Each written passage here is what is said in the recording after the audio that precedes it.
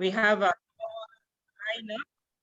for you this morning, and we do believe that you're going to enjoy the breakfast with us here this morning.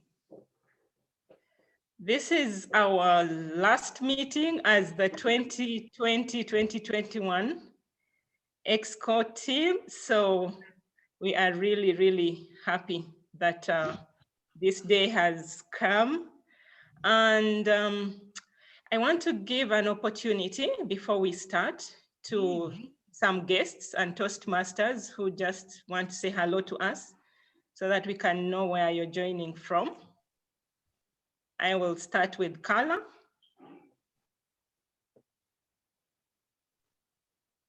Good morning, everyone. I am from the Corporate Republic of Guyana, South America. I'm happy to be here. I actually was looking at some cartoons for the past 3 hours just to make this final meeting. And I just got up about 50 minutes and I checked my phone and I saw the message from Alex that the meeting room is open. So the sacrifice is great. I'm here to learn. It's my third time being here at Kampala Sunrise Toastmasters Club. And I'm here to learn, and I'm excited about the evaluation segment and the speeches, the prepared speeches this morning. So I'm happy to be here. Alex, thank you for the invite. Thank you, Carla. Any other guests, Lou and all the other guests, you can tell us? Hi everyone, and greetings to you from Australia. I live in Wollongong, which is just south of Sydney, and hot off the press, we've just gone into lockdown for 2 weeks because of COVID. We've been in the clear for so long, so all of our meetings will be going back on Zoom now, unfortunately, but that's life, isn't it? But I'm so pleased to be here today, and I hope that I love evaluating, and I hope I can share some tips that will really help you in your evaluation. So thank you. Good to have you, Lou. For us, we are on, I think, day 7 of 42-day lockdown, so you're not alone. We shall go through this. Any other guests? Hi, this is Rajkumar from Coimbatore, India. Good morning to all. Thank you. Good morning, Raj. Thanks for joining. Thanks. Else? All right. Oh, yes, good morning. Oh, Timothy, hello. Hello, good morning, everyone. My name is Bruce, a friend to Alex. This is my third time joining in. I'm joining in from Abu Dhabi. Great to be here. Good to have you, Bruce. All right, if we don't have any other, we'll give you another opportunity at the end of this meeting. Hello. Right, hello. Yeah, this is Shubha from Coimbatore Toastmasters Club, India. And I have been a Toastmaster for the past 2 years, and this is the first time I'm attending a meeting outside my club and outside my country. So I am very thrilled to know how the Toastmasters meeting is being conducted in other clubs, especially outside my country. And I'm looking forward to the club meeting, and it's especially for the evaluation part and table topics part. Thank you. Very pleased to have you here, Suba. We hope you will enjoy the meeting. All right, we'll give the other guests more opportunity to speak at the end of our meeting. And right now, I'd like us to go to the real gist of the meeting this morning.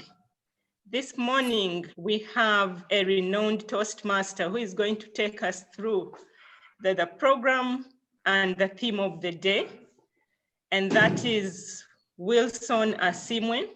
Wilson Asimwe is from Bukoto Toastmasters. He's also the outgoing area director for Division 17, and he is the director for our division. He's our division director incoming for the Club Fabulous 2021-2022. Wilson is also an accomplished researcher. And what I know about Wilson, he has a great tenacity for Toastmasters. So ladies and gentlemen, let's welcome Wilson and listen to what he's going to tell us about the theme of the day, Strive for Excellence. Wilson, you are most welcome.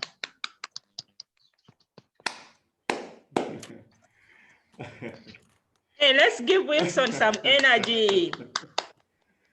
Welcome, Wilson. Thank you, President Anne Awori. I am really so excited to be here this morning. I'm surprised that you've introduced me in such a way, even without asking me to give you some information about myself. You've done some research about me, and that is encouraging. Colleagues, Kampala Sunrise is an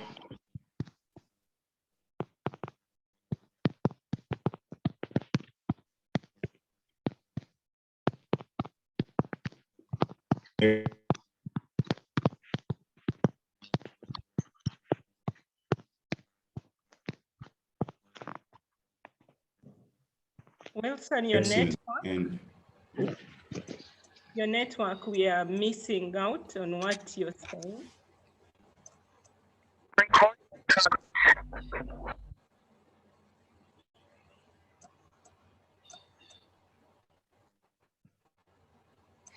Can you hear me now?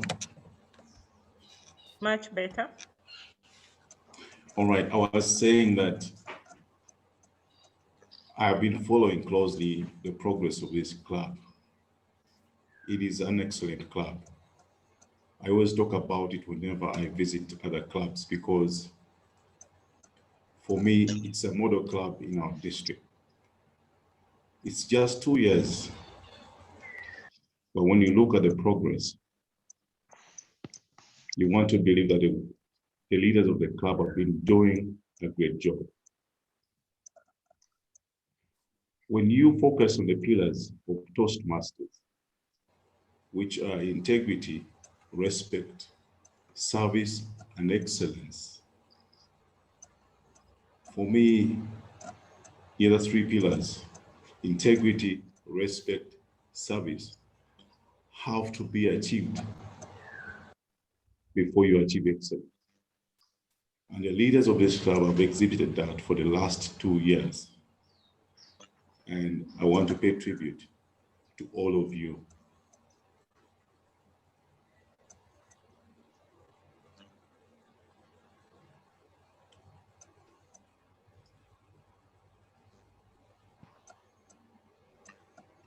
When you look at numbers today, we have 33 people early Saturday morning. It seems to me that people are interested in attending your meetings. Last Saturday I was here and I was amazed. The way you organize your meetings is encouraging. I talked about this yesterday when I was being installed as the next division director. That we need to have exciting meetings. It is those exciting meetings that attract new members to join any club. And it's not surprising that Kampala Sunrise is a President's Distinguished Club ahead of so many other clubs in the district. Felicitations to all the leaders of this club. Thank you so much. I look forward to working with you. I'm going to bank on you to support other clubs in our division to achieve excellence. Before we proceed, I would like to introduce the heroes or the heroes. These are the role takers that enable us to have a seamless meeting. And our first role taker is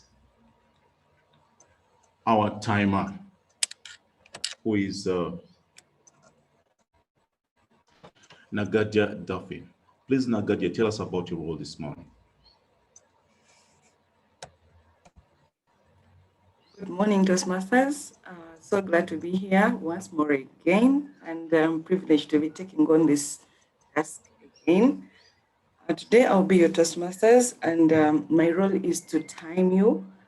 And what's going to happen is I'll flash, when you see my background, I'll be flashing green if your time has started and you're still working within your time or presenting within your time.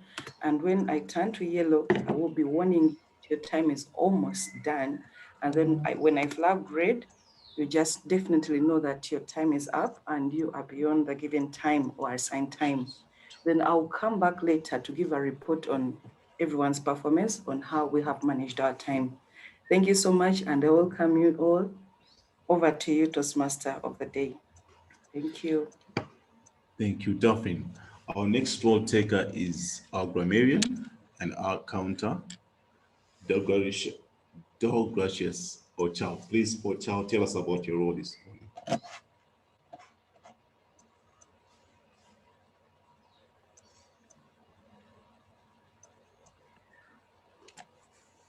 Good morning, beautiful people of Kampala, Sunrise, and all guests. I'm Ochao de Gracious, and today I'm the grammarian of the day. And my role is but a simple one, and that is to take note of inappropriate use of grammar by the speakers, to look out for filler words and inappropriate interjections such as like, and I'm also going to introduce the word of the day. Today's word of the day is ergo, E-R-G-O. It is an adverb that means therefore, consequently, so, or hence. For instance, I left the meeting a few minutes ago. Excuse me. I need to spend hours studying this weekend for my exams. Ergo, I will not be attending the game. Example 2. I look forward to the speakers using this word of the day, and so that you don't little note this, I will come back with a report at the end of the meeting as at the request of the TMOD. Over to you, TMOD. Thank you, dear Gracious, for your introduction of your role and the word of the day. Our last role taker is our table topics mistress, and that is Linda Nabayinda. Good morning, everyone. Happy to be here. My role today as your table topics master will be to take you through a session where we practice and hone our impromptu speaking skills.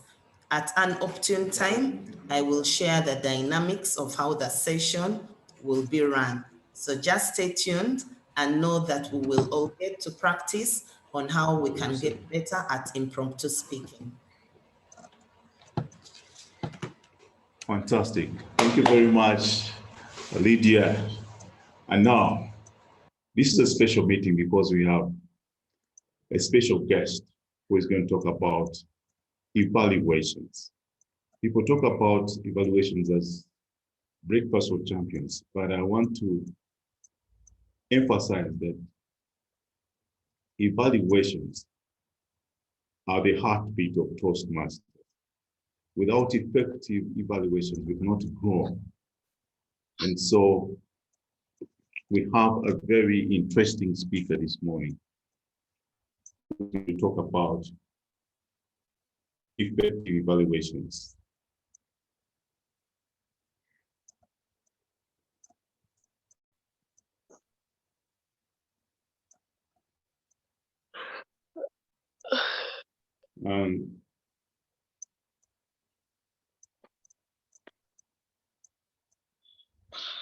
Our guest speaker is Louise Beaton. She has been a Toastmaster for 17 years. She's a member of 5 clubs, 4 of them in Australia and 1 in Las Vegas.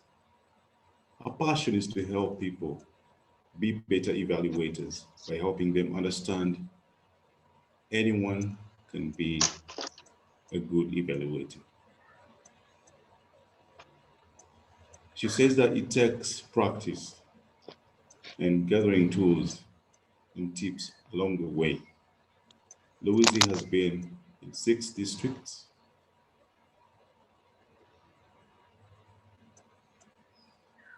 Louise has been in 6 finals at district level, placed 3rd and 2nd, and winning in 2018 and 2021. Ladies and gentlemen, I do not think we have a better person to lead us into this. Please welcome with me, Louise Beaton.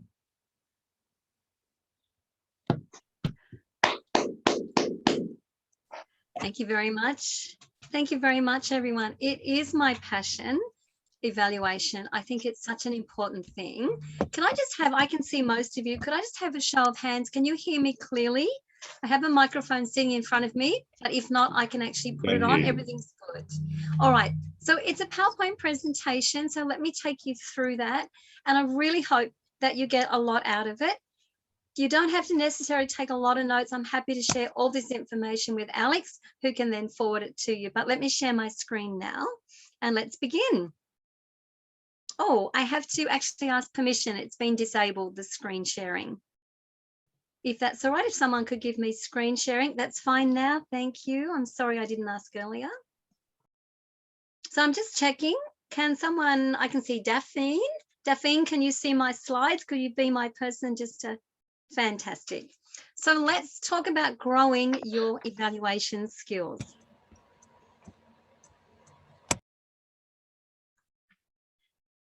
Just wonder, you'll see this symbol a couple of times, this little time for reflection. I want to ask you, what's your mindset? And I want you to be really honest. What goes through your mind when somebody says to you, hey, you're evaluating me? What I find is a lot of people do this. Oh, no, I have to evaluate Alex. No, I can't evaluate him. I'm not as good as him. A lot of people seem to go into panic mode, and they often think that they're not a good evaluator and they can't do the job. But I want to try and change your mind today. I want to tell you to think differently about evaluations if I could. These are a gift. These are actually a gift that you give people. If you become a good evaluator, you can help people grow. They might get that next promotion. They'll get confidence to do new things, and people will find out more of who they are. If they get good evaluations, they're far more likely to keep trying new things, and that's great for them, and it's great for your club. You might not realize this, but you've been evaluating your entire life. From the time that you tasted food, you were telling your parents what you thought about it. Right through school, right through university, if you've been there, at your jobs, even when you go to the movies with friends, you're evaluating. If I took you to the movies and I said to you, what did you think of the movie? I bet you wouldn't say to me, oh, I'm not qualified to talk about it. I'm not a film director. You would just naturally say things to me like, I really liked the story. The characters were good. I did think I got a bit lost, halfway through, but overall I enjoyed it. You have been evaluating all your life. Today, and Toastmasters is just about learning some more tools that are specific to public speaking. So every one of you has the potential to be a very strong and helpful evaluator.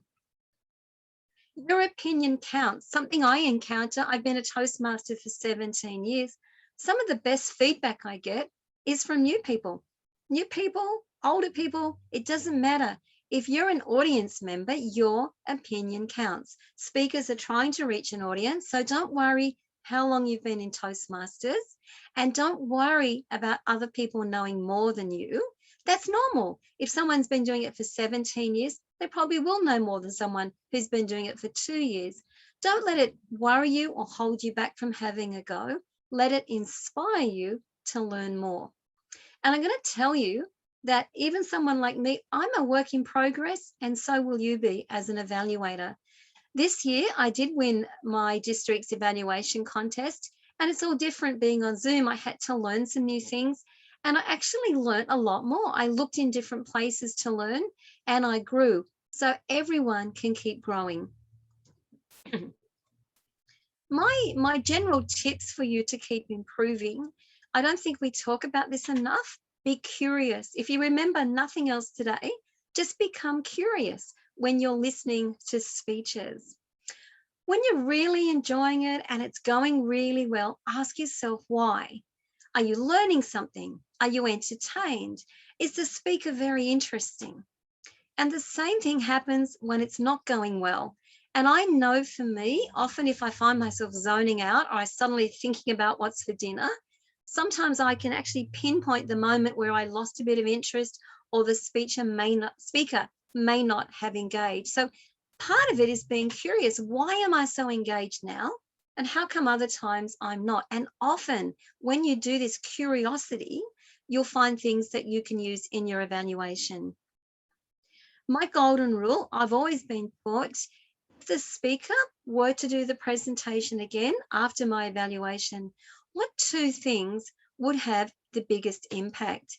You might have 4 or 5 suggestions, but limit it to 2, the 2 that will have the greatest impact if the speaker were to stand up and do that speech again. What are the most helpful things you could say?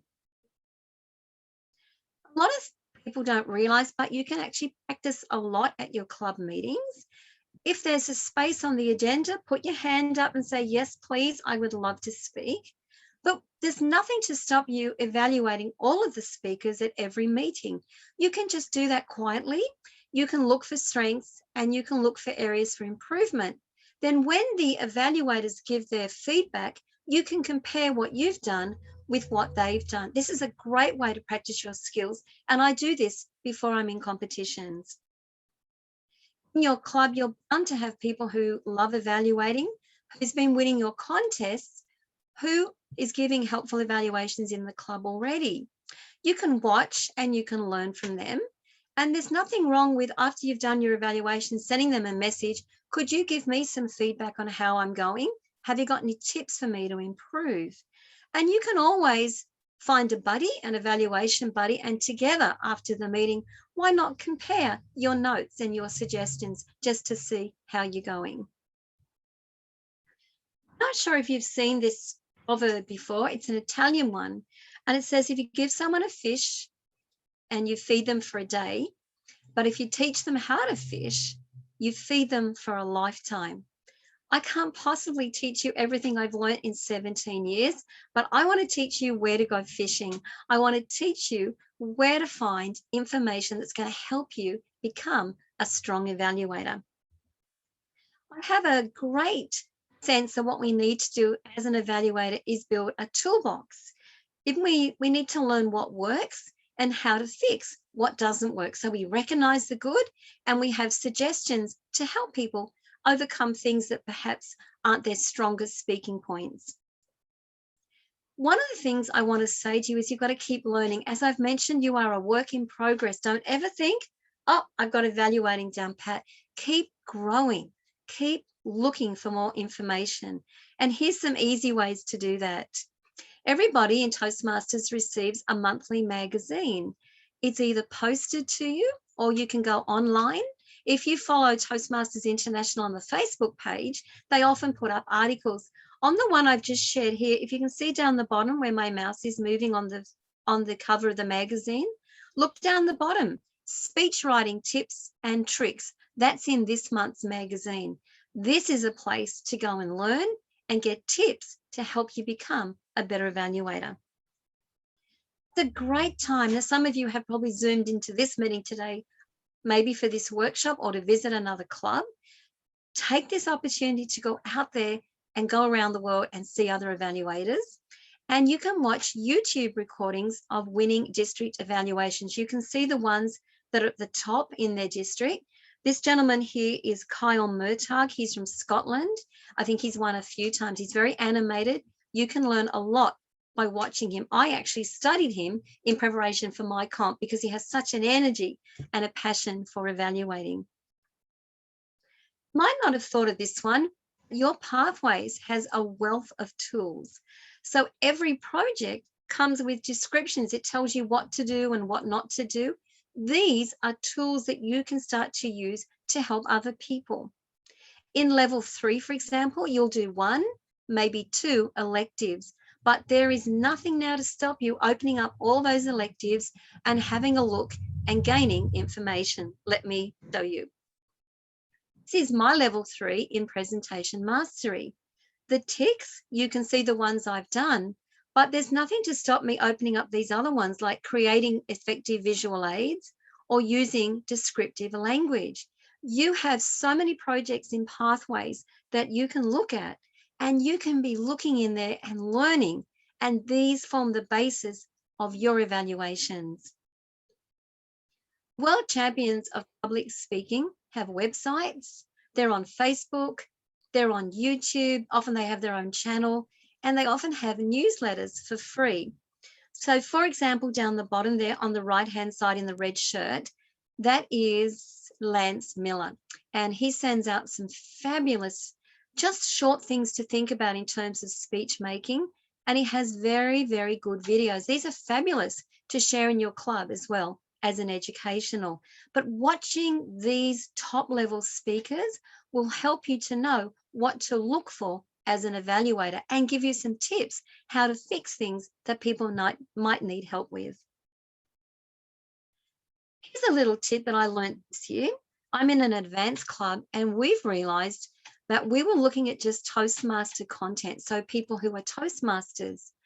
But my goodness me, one of the ways I calmed my nerves down this year for the district final was diaphragm breathing, breathing from really deep down in my diaphragm. And we learned that at my advanced club from watching an opera singer. Opera singers know all about breath and breathing and controlling nerves. So think outside the box.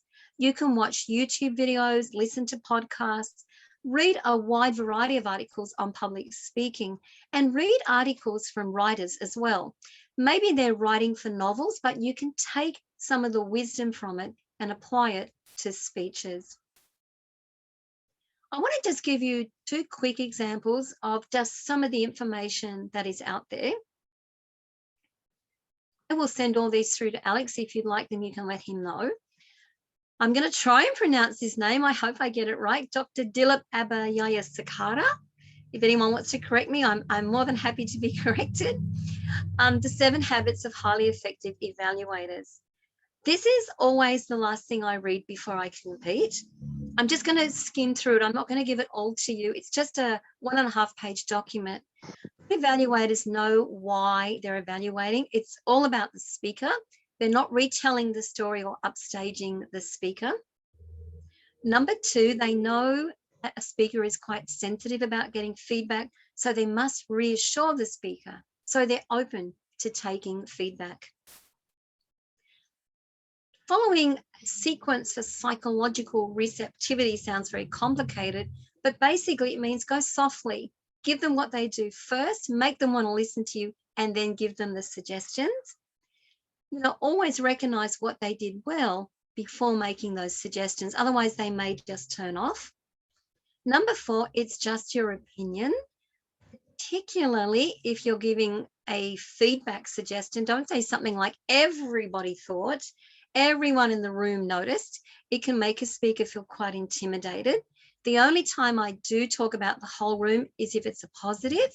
Everyone in the room looked engaged, or I noticed on the Zoom screen, everyone was really interested. It's okay then to do that. It's just a suggestion. We just suggest things. We don't tell the speaker must do something. And they say the litmus test is whether the speaker actually picks up your suggestion and tries it. And a big part of that is how you present. If the evaluator is too pushy, the speaker may just reject and not listen further. And I think it's important that we use a very soft and encouraging tone. Number 6, don't just talk, demonstrate. So if you want to say to someone, I wish you'd had a bit more body language, find a point in the story, pinpoint it. When you were talking about the mountain, you could have put your hands up and showed me this idea of tall. Or if it was tiny, you could have held your fingers up to the camera even as tiny. Try to be specific and demonstrate the suggestion you're making. Number 7, this might sound a little strange. Evaluate with your whole self. And you know what I'm going to say to you? We can sum this up in 2 words. Be present. We have to make sure that we are completely present, that we are listening completely, feeling with our hearts and our whole selves. Another one that I want to talk to you about is 6minutesdelugan.com.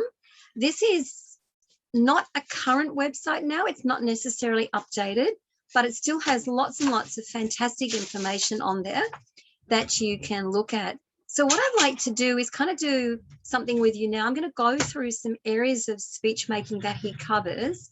I'm going to ask you first to think about what you look for when you're evaluating, and hopefully give you some more clues as we go through. Well, I wonder, you look at the speaker's purpose. I wonder if that's something that is uppermost in your mind when you're listening. And here's why he says it's important. Excuse me.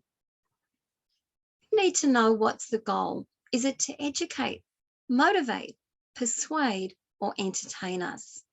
What's the main message that you've taken away? Was it a clear main message? Did you get a main message? Sometimes we listen to speeches and we're not sure. Why is this person delivering this speech? Are they the right person?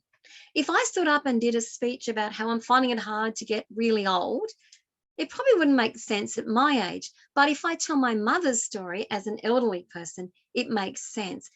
Does the person delivering the speech, is it the right speech for them to be giving? And was the objective achieved? At the end of the day, was I entertained? Did they persuade you? Did they motivate you? Did you learn something? If you know the purpose, you can then evaluate if the speech purpose has been achieved.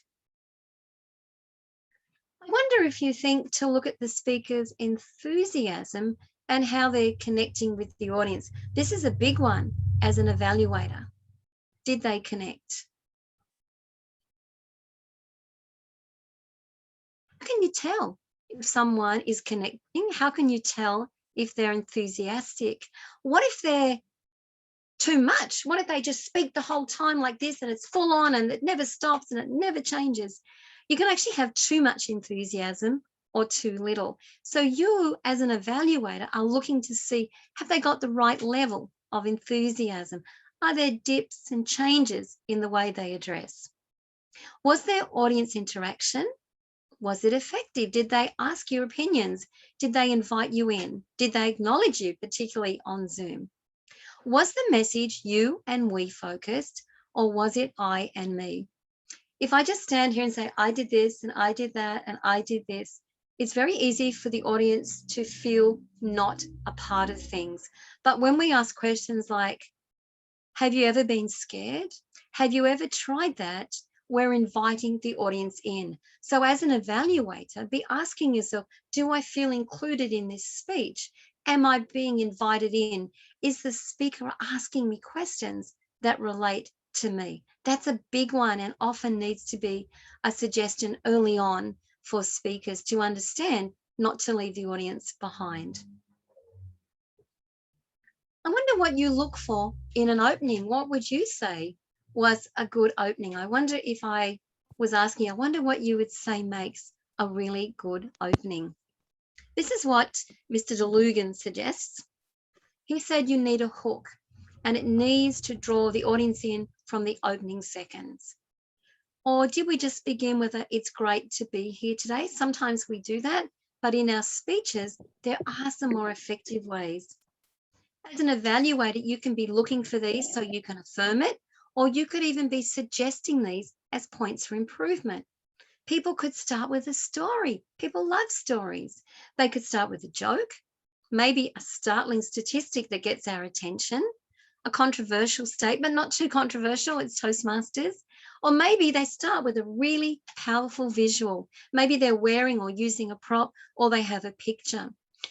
Try to be thinking and asking yourself, did this speech grab my attention from the word go?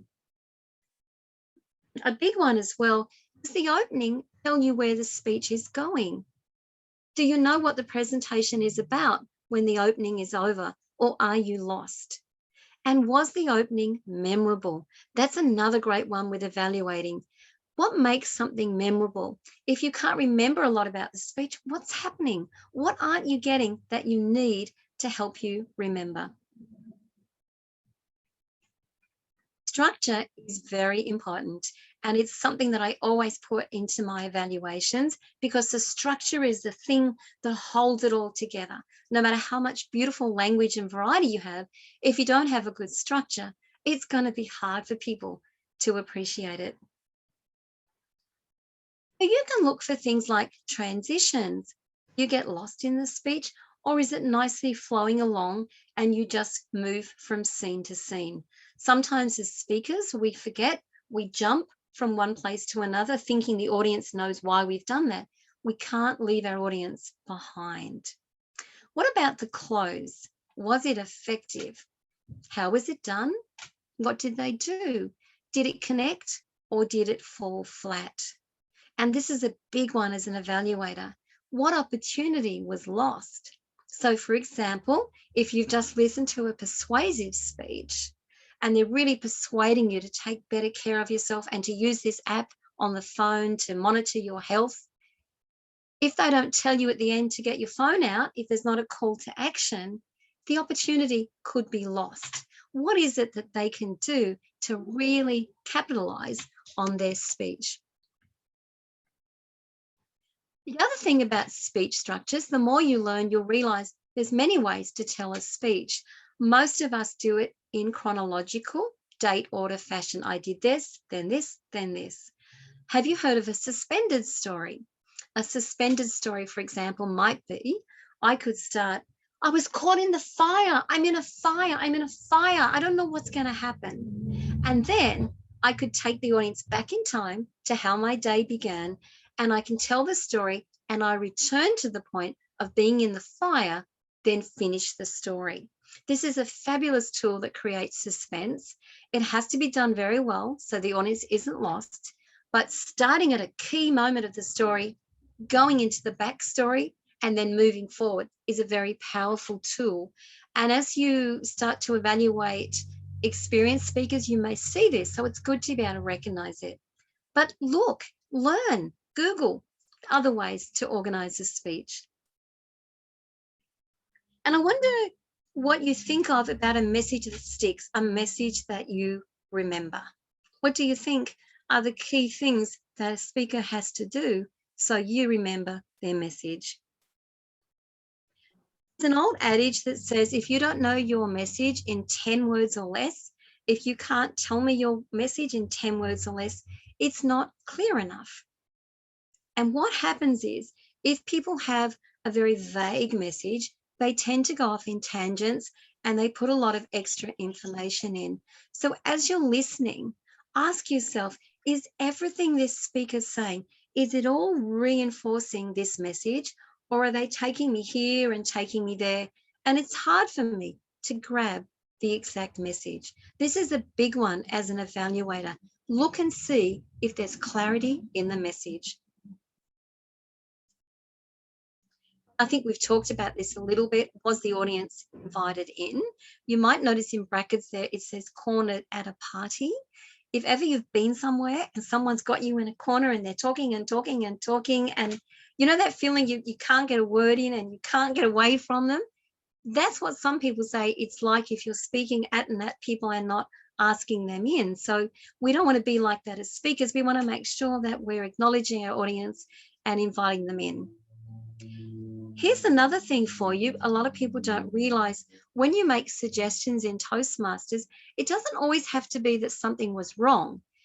In that last point there, you might see a speech that was really good and the message may have been strong, but you might have seen another potential message.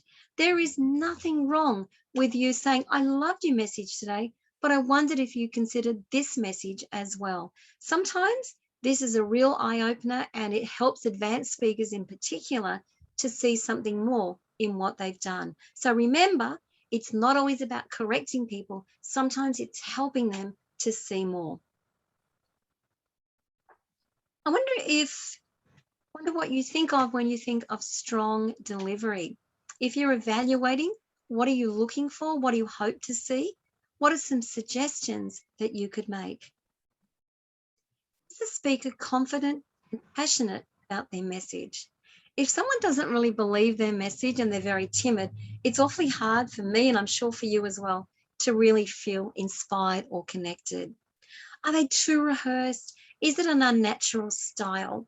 And one of the big clues in this as an evaluator, if you're watching someone and they look very rehearsed or they're reading their notes and all of a sudden they come to life and they're really animated, that's a clue for you that whatever they're doing in that moment is what they should be doing more of. Usually, I find it's when there's dialogue and storytelling. Often people lose their nerves and they become more relaxed. So try and help them understand where they were at their strongest in their speech. So you could say, gosh, when you spoke about the dog getting out and you were chasing the dog down the road, you were so funny, you were so natural. Pinpoint, help them understand those moments when they really were at their best as a speaker. Other words and actions in sync. If I look to the camera today and I go, I'm really excited to be here, I don't think you're going to believe me. Everything has to be together. If it's sad, if the speaker is talking about a sad moment, they shouldn't be grinning and happy. They should be feeling the words. These are the things you can help them recognize as an evaluator. What part does language play? How much time do you spend as an evaluator thinking about language? Language is a huge part of connecting with an audience. Did the language add something special, or did it distract? Was it too complex? If it's a technical speech, most of us don't know the material. It needs to be very simple. If you have a very, very involved story and there's lots of big words and descriptions, particularly with English as a second language speakers, especially as we go around the world, if it's not simple, it can be awfully hard for people. So again, is the language easy to understand and relatable? Did the language capture the story's mood? So if I'm doing a sad story, I would expect the language to be quite emotive. You know, ask yourself, are you feeling the story through the words? How did it make you feel?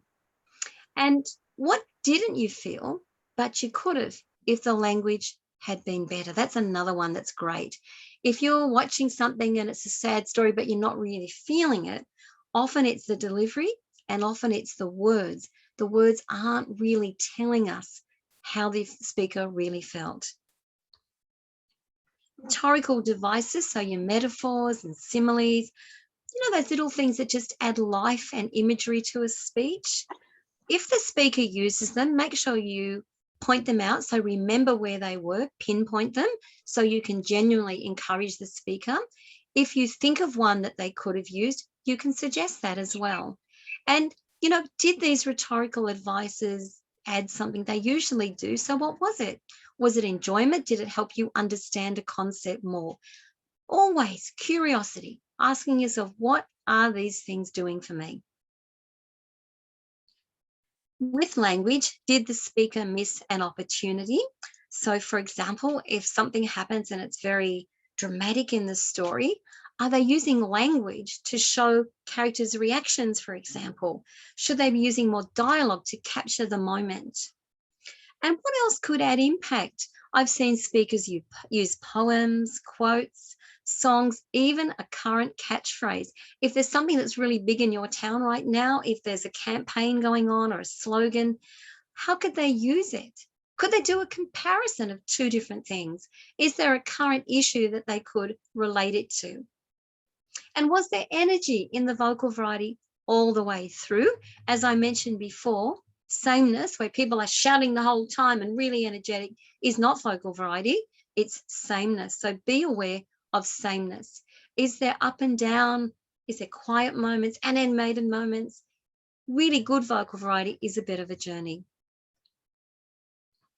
Towards the end here, what do you look for in stage use? And yes, I'm going to say to you, even on Zoom, if you haven't watched the world champion last year, Mike Carr, please watch his speech and you'll see what I mean about using all the different corners and the depth as well in the Zoom screen.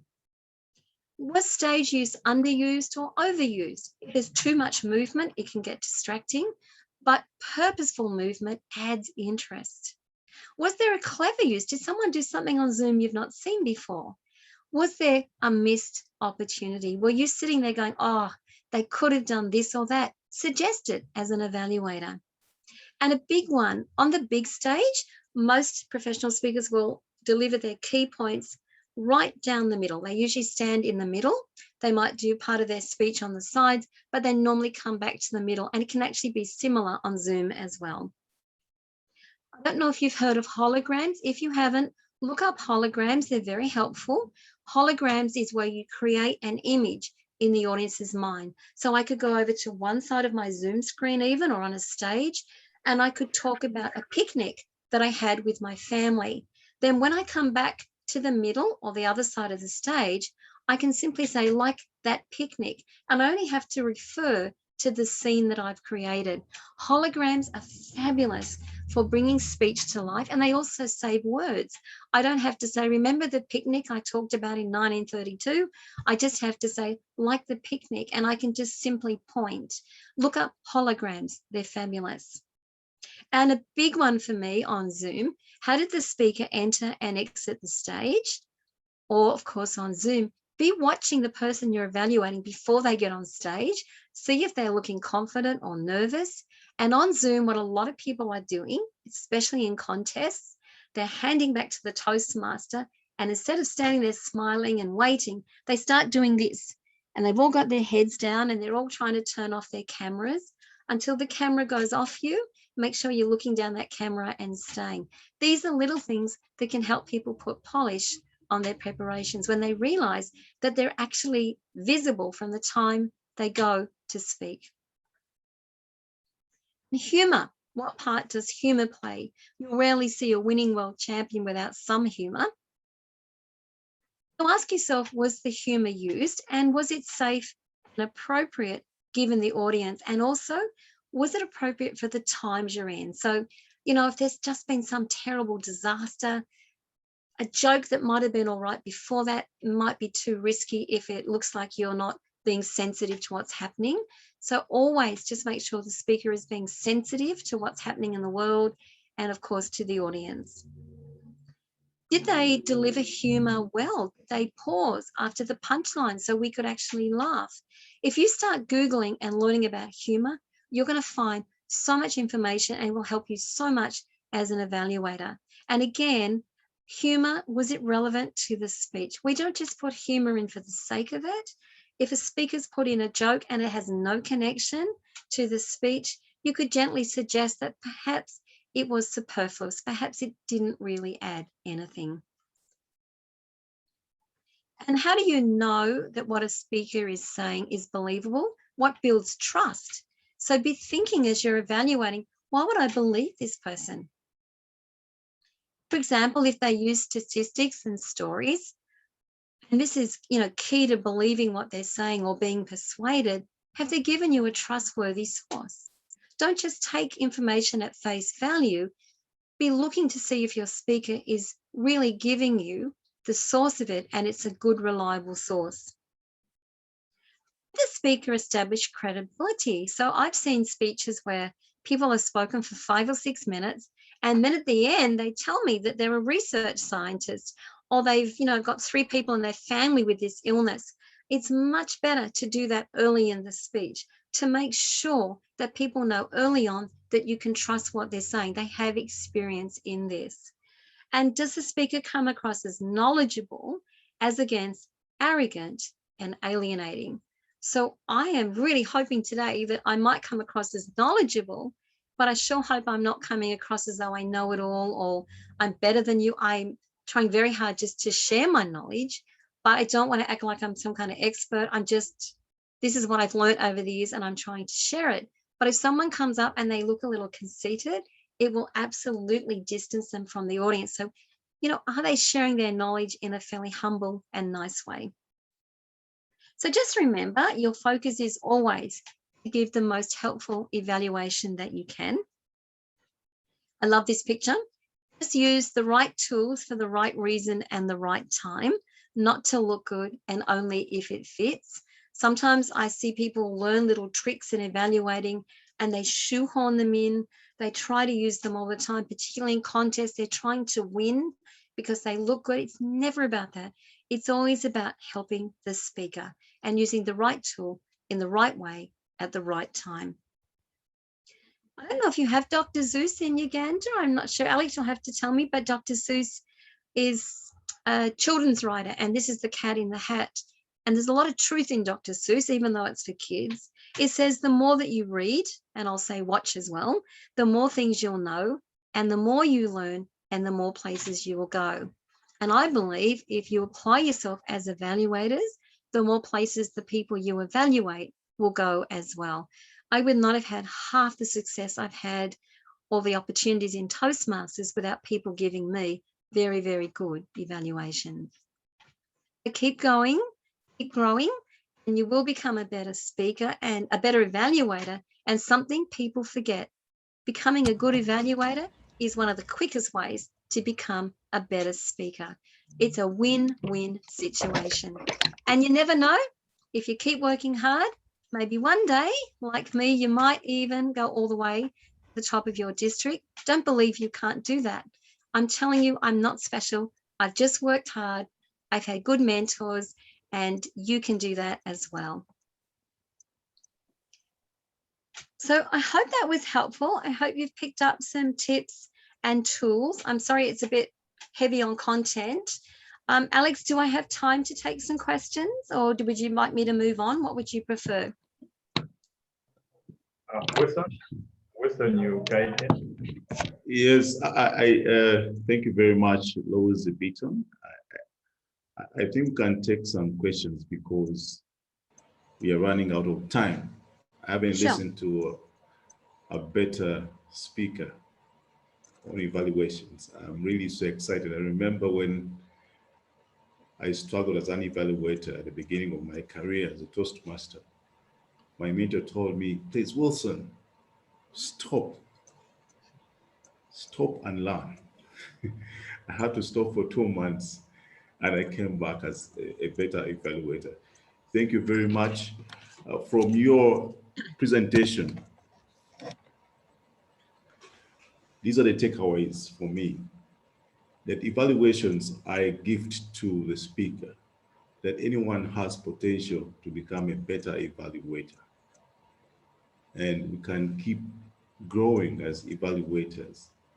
We can practice at club level, we can evaluate people silently and grow as evaluators.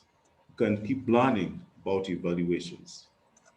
When we focus on public speaking, we need to watch YouTube videos focusing on winning district evaluations.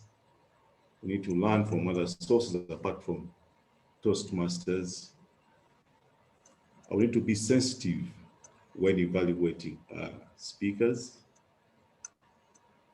The best way to become a better speaker is by learning how to evaluate speeches. We need to take into consideration the speaker's purpose. We need to focus on the key aspects of the speech.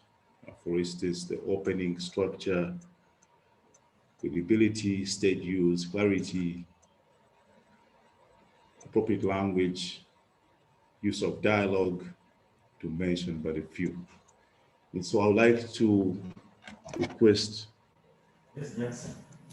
members who are attending this meeting, I think 3 members, to ask Lois some questions.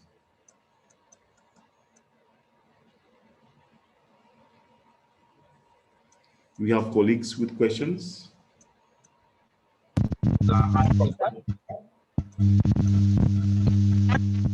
An excellent presentation, and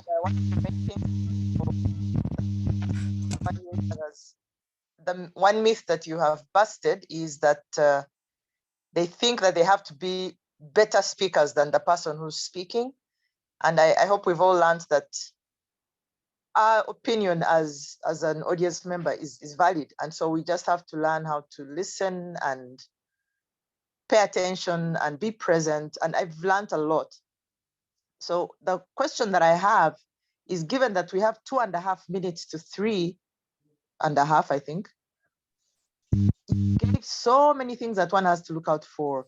Look out for the opening, look out for use of humor, look out for whether or not they connect, etc., etc. How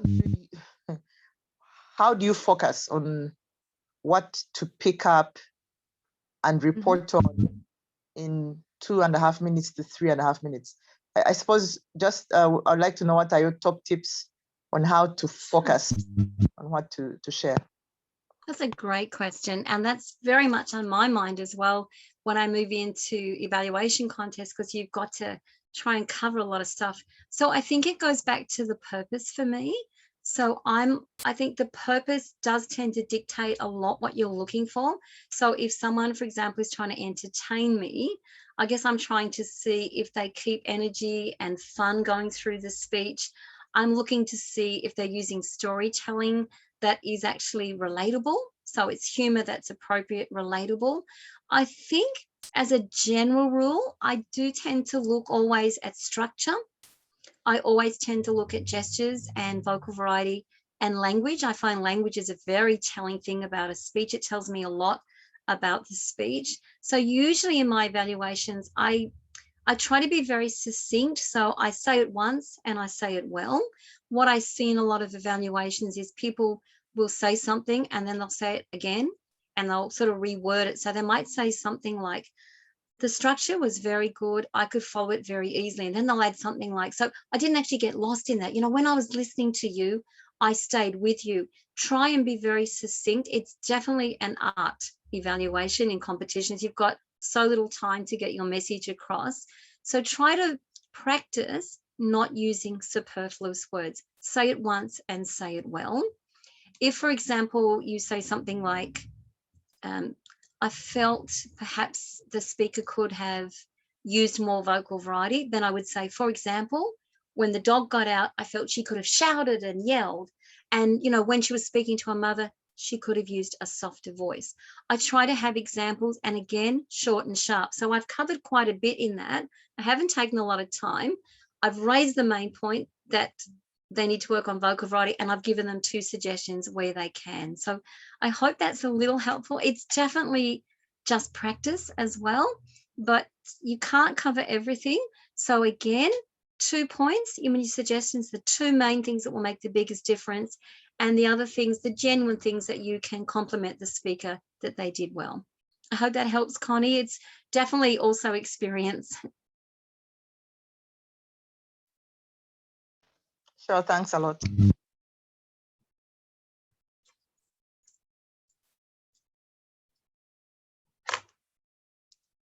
Any other questions?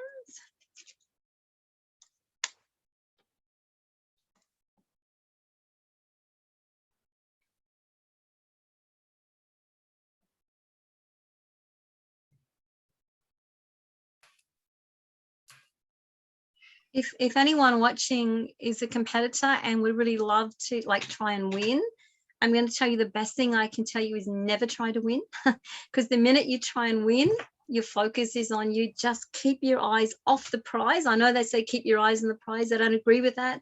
I think keep your eyes on the speaker. Just put all your energy into helping that speaker be the best they can be. I can't say that to you enough, that if you're in competitions, don't try and win, don't try and be fancy. Just put all your energy into making that speaker feel fantastic about what they did well and give them helpful feedback. I can't say that enough to you. Yes, thank you. Thank you very much for all the insights. I have a question. Have you come across a speaker who is completely ill-prepared and you know, you're really feeling maybe a little bit disappointed even, because you've probably done your prep to do the evaluation and this speaker has just turned up? I mean, and when you're giving evaluation, like you've indicated, you need to encourage the speaker. But in this particular case, there's almost hardly anything to go on. I don't know how you'd handle such a situation. So how I would probably handle that is, I'm not going to whitewash people, but even if it's rough, I would still say, well, at least they're here. So I'd praise them for at least coming along and having a go. I would try and find what is good in what they've done, that any potential I can see. So maybe the topic was good. Maybe there's a lot of potential, the message is relevant for the times. I try to find the good in what they've done, even though that's hard sometimes. Then my suggestion would probably go something like, gosh, you know, I could see so much potential here, and it just seems like perhaps enough work wasn't done for that to reach its potential. So I'm not actually saying to the speaker you didn't do enough, but I just express that I would love to have seen what might have happened if, you know, that kind of approach, that I wonder if you'd had a bit more time. And, you know, you could even say, like, you could say something like, it's such a good topic. I really encourage you to put a bit more work into this and come back and do it again. You know, you can be very nice. I don't think it's our place to, we don't know what's going on for people. There might be some legitimate reasons. Maybe sometimes they're lazy, but sometimes we don't know what else is going on. So I wouldn't come in hard, but I certainly would make nice suggestions like, I wonder how much more powerful it would have been if there'd been more work. I wonder how much more the speaker would have connected if they'd practiced a bit more. Does that help? You can kind of take that gentle kind of encouragement to do a bit more next time. Very much. Thank you. Thank you. It's okay.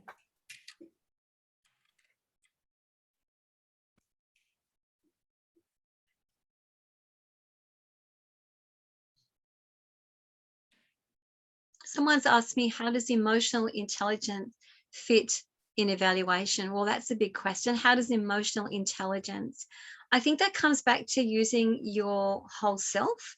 I think being aware of just trying to immerse yourself in the speech. And just like that last answer, I think it's just remembering always we have to be encouraging. A few years ago, in one of the district contests, there was a speech with which I disagreed enormously. It went against many things that I believe, but it wasn't my job. And it was widely later considered to be inappropriate, but it wasn't my job to put the speaker down or their beliefs. So I just had to focus on the content, and I did. It was particularly demeaning to women. So in our country, that did not go down very well at all. And what I did, the approach, just very similar to what I just said to Deborah, I just had to say, I wondered if it appealed to all of the audience, you know, that kind of approach. So with the emotional intelligence, I think it's really maturity, isn't it? I think you can't let anything push your buttons. You've just got to stick to the job at hand, which is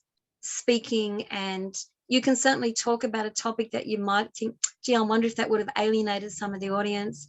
But I think the emotional intelligence side is just tuning in with your whole self, you know, what you're feeling, what you're experiencing, being aware of any other reactions around you. So we had a speaker who made great jokes about divorce in a meeting a few weeks ago, and it triggered one of the members in our club. They got quite upset because it wasn't a fun experiencing for them. So that emotional intelligence, I think that's what Brenda is asking me, but just to be aware, I think it's awareness and sticking to the task at hand. First and foremost, you're to encourage speakers. I hope that answers you, Brenda. I hope that's helpful.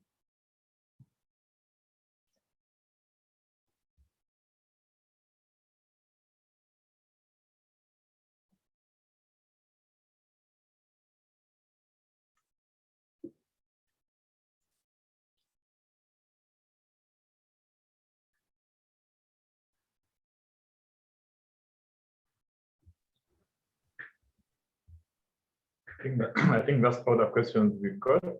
Wilson, are you on the call?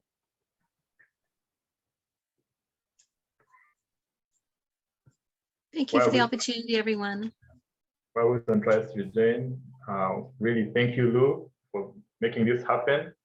Yeah, I know Lou from another club, so it was just kind of easy for me to get her here, but we don't take it for granted. There's so many things you could be doing in Australia right now. It's in the afternoon, but you chose to come to Kampala Sunrise. Really, thank you so much. President Anne, do you have any words of thank you? as Wilson tries to get back in the room. Yeah, thank you so much, Lou. This has been a very, very fruitful morning for us. We are really, really excited that you could come and share your tips, because evaluation is, for me, one of those areas that I've really found difficulties with. But with your tips this morning, it has been very encouraging, and I look forward to now taking in more evaluation roles. And I do believe that everyone on this call has really, really taken great tips on evaluation. So thank you for taking this time. It's very resourceful, and I will take all the notes that Alex is going to share with us for future evaluation tips. So we really appreciate taking your time. Let's give a round of applause. Thank you so much. So I think as we wait on for Wilson to come, we'll go right away to I'm here. Okay, great. Thank you very much, Madam President. My network disappointed me a few minutes ago. Thank you very much, Beaton. I think all of us have benefited from your presentation. As I said before, evaluations are the heartbeat of our program. Without evaluation, effective evaluations, we cannot be better speakers, we cannot improve. Our next segment of this meeting is the prepared speeches. And our first speaker is our incoming president, Moses Rutahigwa. And Moses is going to be evaluated by Deborah Askate. Please, Deborah, tell us about his speech. Over to you, Deborah.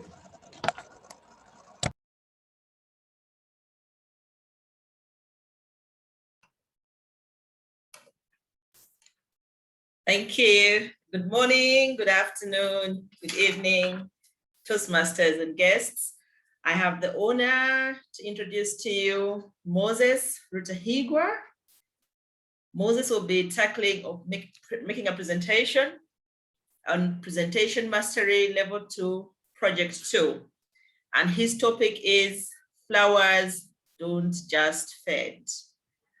Moses, the objective of your speech is to deliver speech with awareness of your intentional and unintentional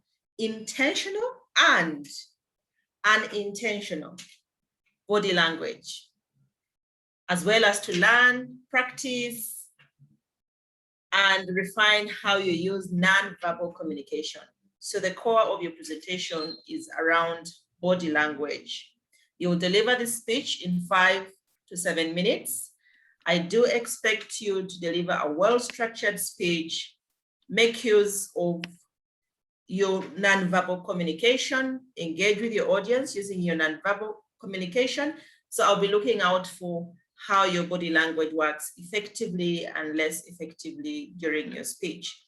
From your previous speech, the feedback you received and that you provided was that you needed to improve on your body language, to improve on your use of non-verbal communication, but also that you needed to develop a memorable ending.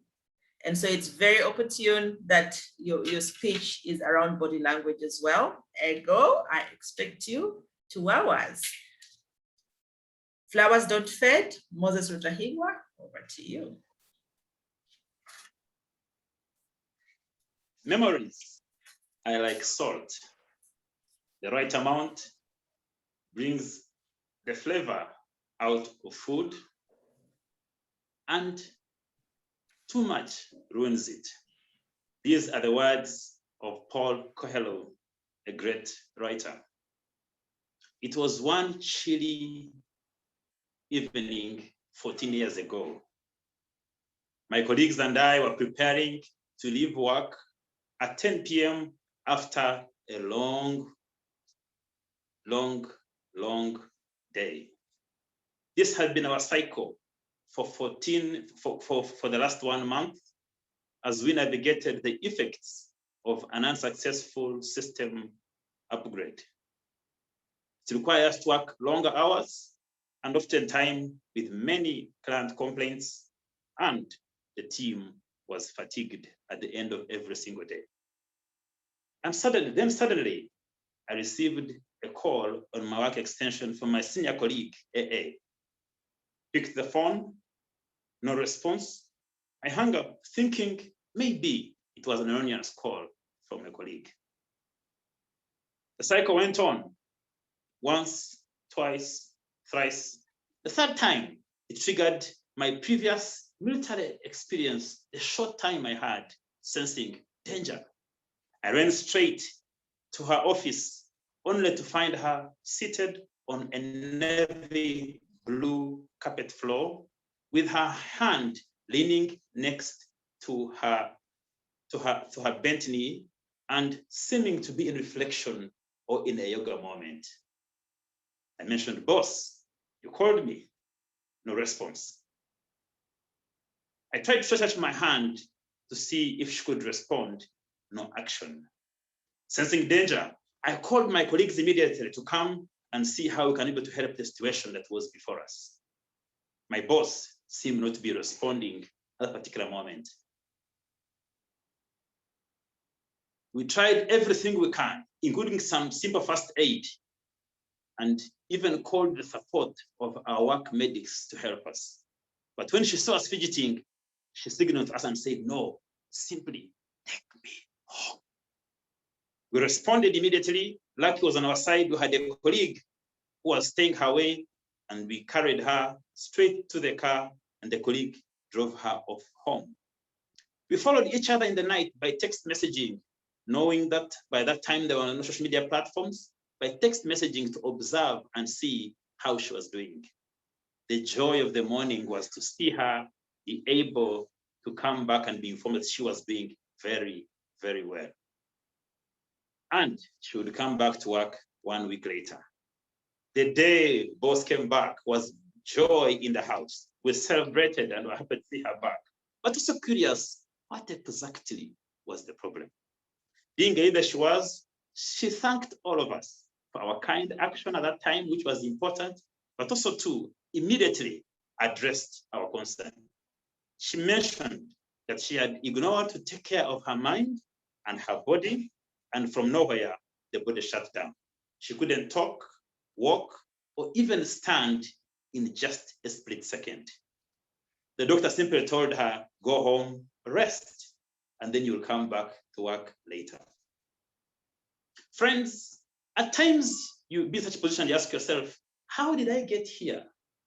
Suddenly, your family, your relationships, your friends, your finances, or even your health is an absolute shambles from nowhere. Could it be that there were some signals which you ignored? Because flowers don't just fade. As American novelist Ernest Hemingway put it, how do you become bankrupt? 2 ways, gradually, then suddenly. Toastmasters, Rotarians, and guests, mental health is a very important subject in our world today. It's becoming very important, especially even in the time we're living in today. And we cannot ignore the signs, and ergo, we must take action today. In Uganda, for example, Uganda rates amongst the top 6 countries in Africa with the highest level of depression disorders. According to a report done by Miller and et al. In 2020, close to 4.6% of Ugandans suffer from depression disorders and 2.9% from anxiety disorders. Therefore, we cannot ignore that. It's important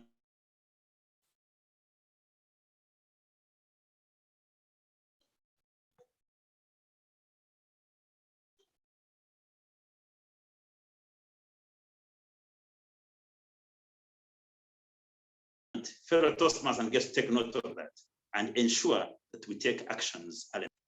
I know in just a few seconds. So I want to leave you the challenge. Please talk to somebody about it and do not ignore it by any way possible. Number 2, eat well, exercise, and make your body to stay healthy. And number 3, watch what you read, see, or even listen to, for they affect your mental, your memory, and what you put in. I know this subject can't be completed in just 5 to 7 minutes. So I'll leave you those 3 tips because flowers don't fade. They don't just fade. Over to you, Toastmaster of the day.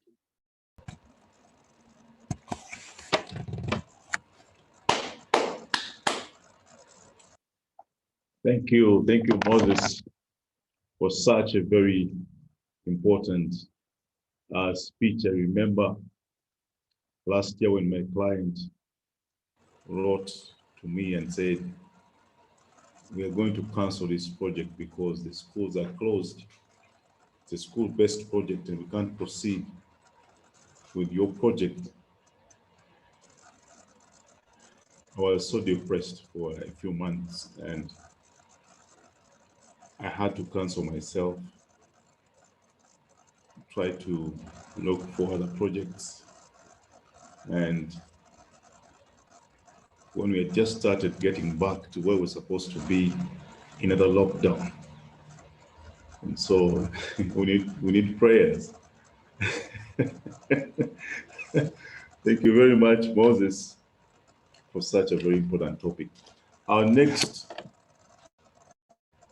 speaker is Joshua Mokisa, and Joshua is going to be evaluated by Alex Agaba.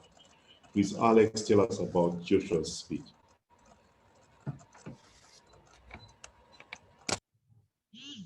Thank you, Wilson. Joshua is attempting his project 2 of level 2, and it's a project about the use of body language. So Joshua has spent time learning and discovering his use of body language, and it can be intentional or non-intentional. In the speech titled, The Greatest Invention, Joshua Mokisa.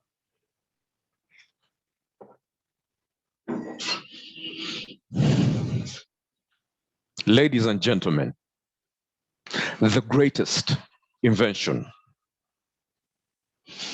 Many of you have been told that the greatest invention is the computer.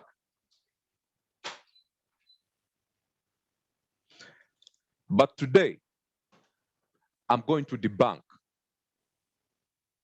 this knowledge. And I'll tell you in a minute that the greatest invention was made in 3000 BC by Maktoum al-Khalil. And without it, Alexander the Great wouldn't have been able to cross the Persian Gulf. Without the invention, we wouldn't be able to enjoy moments of happiness in community. Without the invention, the people who feel compassionate, concerned to those that have become victims to this invention wouldn't exist.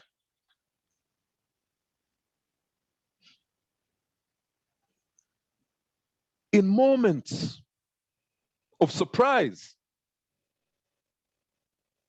some have always run to this invention. The International Association of Ancient Researchers has proven that the greatest invention made by man is the bottle. Some of you could be surprised. How is that so? Without the bottle, we would not have experienced happiness by those who use it in beer community parties. Without the bottle, the people concerned about those that have become victims of alcohol, drunkards, would not be able to express their compassion. And yes, you must be surprised to know that the greatest invention is not the computer, as many have constantly purported, but the bottle we interact with on the day-to-day basis. Ladies and gentlemen, the speech and presentation I have made is not based on any facts. It is just a way of me expressing the 5 different facial expressions that complement body language in speech making. Happiness. When you are happy, you have to let it out, smile, express the mood that you're in. You're happy, you're delighted. And when you're sad, your facial expression, the tone of your voice has to reflect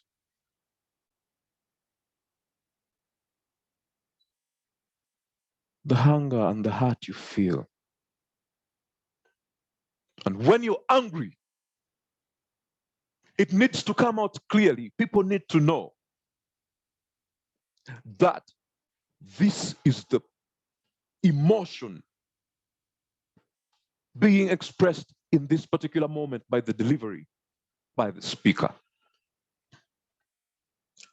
And in moments of compassion, you feel concerned by the sadness, by the trouble, the problems that are happening to your friend, neighbor.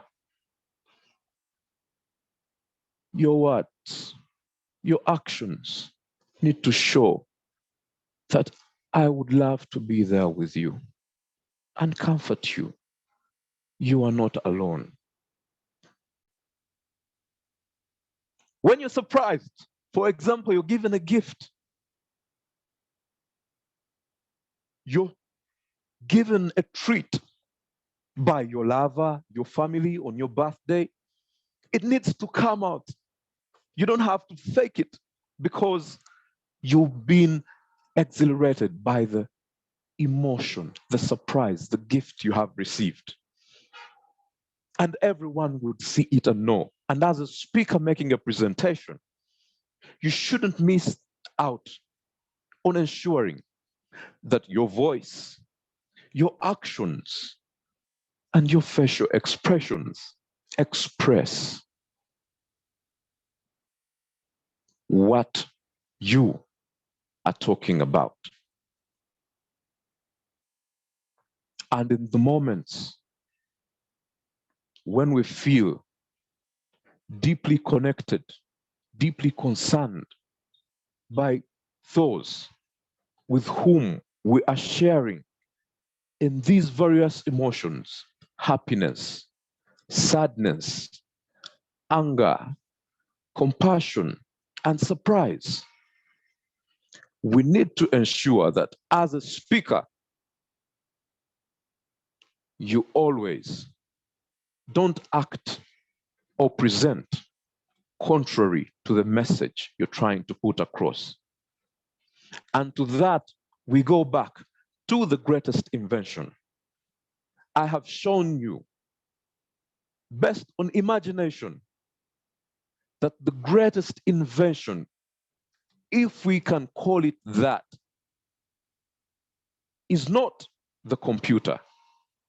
It is not the bottle as well, but it's human imagination that has sparked and inspired inventions that have come and those that are yet to come. Ladies and gentlemen, always ensure that when you're making a speech, your body language, your voice, and your facial expressions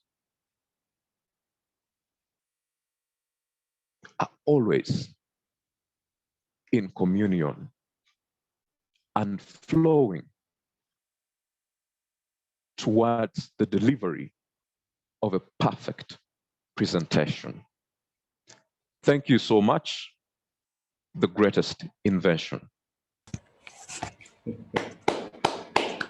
Thank you very much, Joshua Mokisa. I want to confess that I didn't know the greatest invention until you delivered your speech, and that is human imagination. Thank you very much. At this point, I want to give two people a chance to evaluate Moses Utahigo and Joshua Mukisa, because at this club, round robin is one of those exciting moments. Just one evaluator. For Moses? We start with the prepared evaluator and then an extra evaluator. We start with the prepared evaluator, Deborah. Okay. And then one or two more evaluators. Okay. Is Deborah ready to evaluate Moses? Yes. Thank you. Moses, what are speech? When your topic started with flowers don't fade, I thought, okay, what flowers don't fade? All flowers fade, don't they?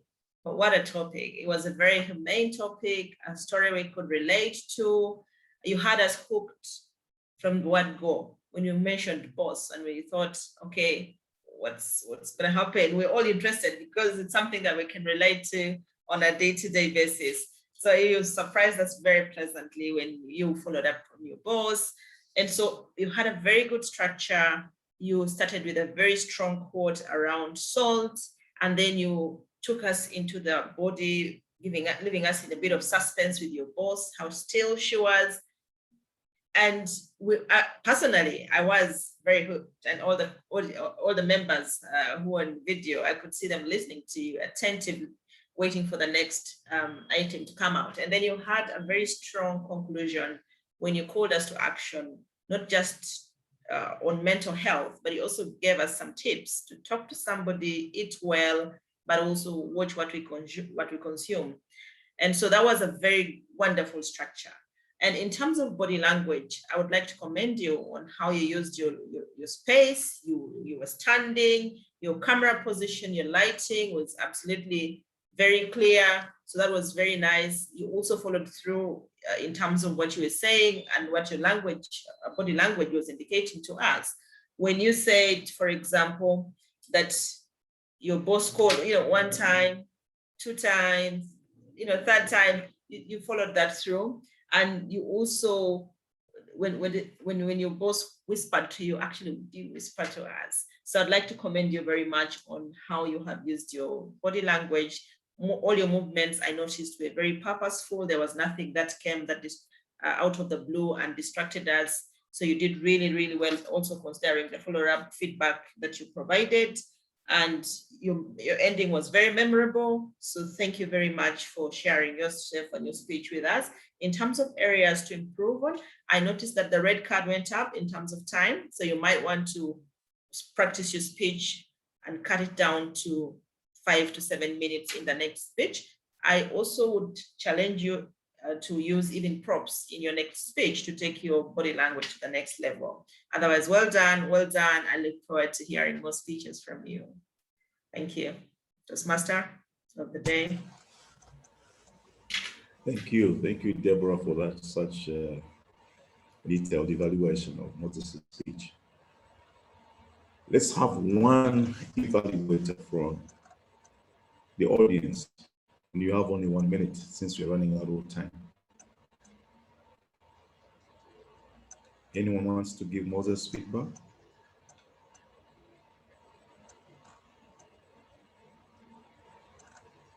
I could give the feedback. Right, go ahead, Kendi. Thank you so much, Moses, for that great speech. It was a lovely speech, great quote, started the speech with a great quote and used a very good story to tell us, because with stories, we really resonate with everybody. People love stories, and that was great. The other thing I recommend that you used is the use of stress words to make your point come across.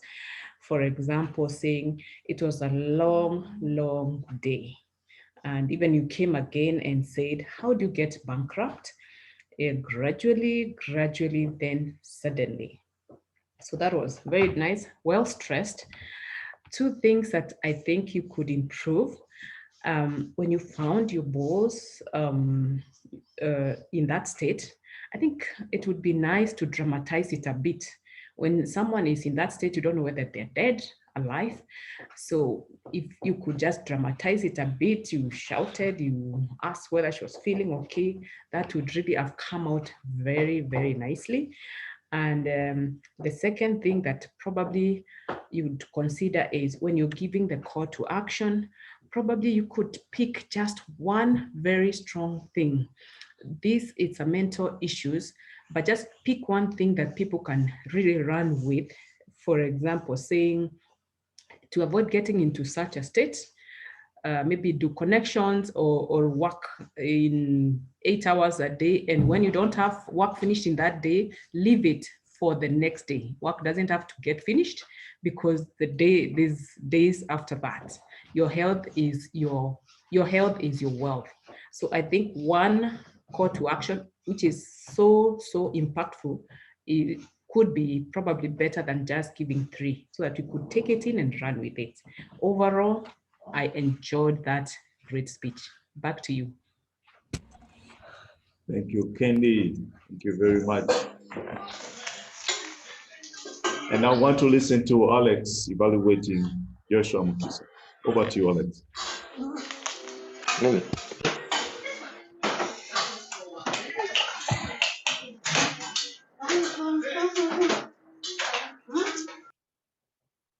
Thank you, Wilson.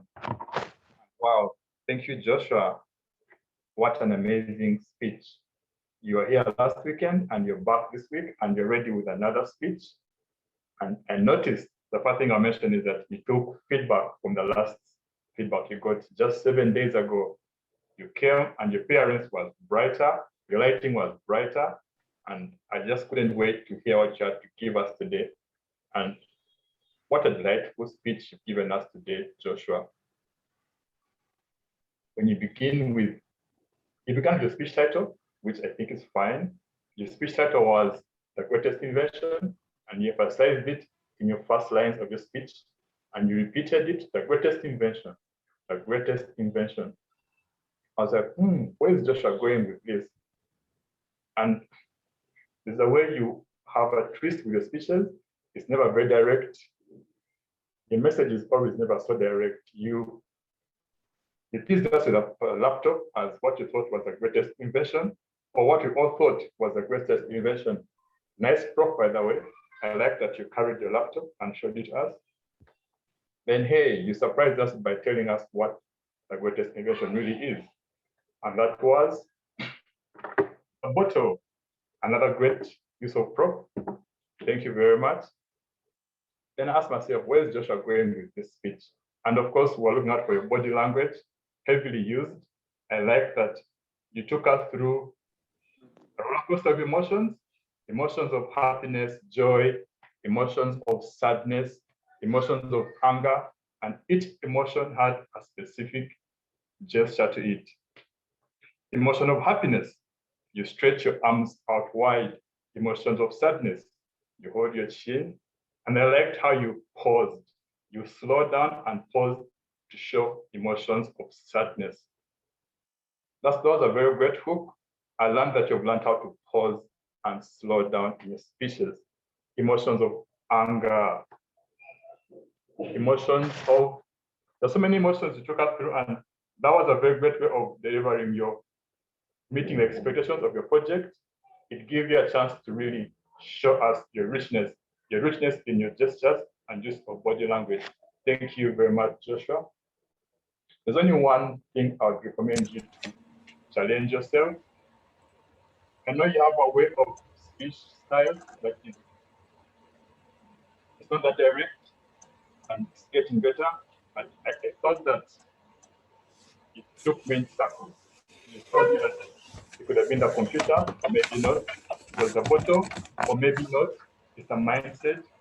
So I thought your structure to me was a bit, I was following people a call to action and like take away, and it wasn't very direct, Joshua.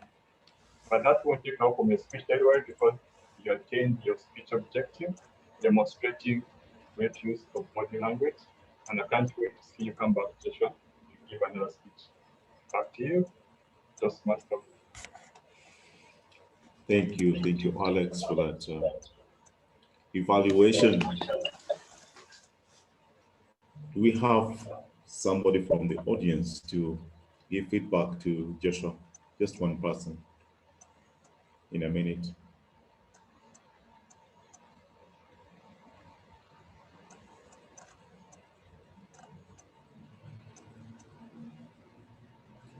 Do we have someone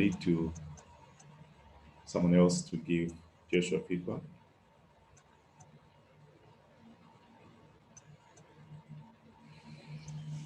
All right, I think Alex has been good enough for Joshua, and we want to proceed since time is running out. And our next segment is a very exciting one, that is table topics. And to lead us into this session is our own seasoned Toastmaster, Linda Nawayinda. Please, Linda, over to you. Yes, good morning, good evening, and good afternoon once again. Seeing as we are quite a number from different parts of the world, not sure which part of the day it is for you. I promised earlier that I would be taking you through a session where we each practice our impromptu speaking. And in Toastmasters, we call it table topics, where we develop the ability to organize our thoughts very quickly and respond to them in an impromptu manner. The benefits of table topics are that there will be moments in life where we each have to speak off the cuff. If you hone this skill, it can save you from getting a traffic ticket or get you out of a sticky situation with your spouse or a sticky question from your teenage children. Ergo, this is how it will go. I will read the topic or the question, and then I will select from any of the participants randomly. And my ask is, if you are selected, you will deliver a speech in under 3 minutes, a proper speech with an opening, body, and conclusion on the topic that I have selected. Give it a shot. After all, practice does make perfect. Are we ready? Question 1. It is said, excellence comes from within.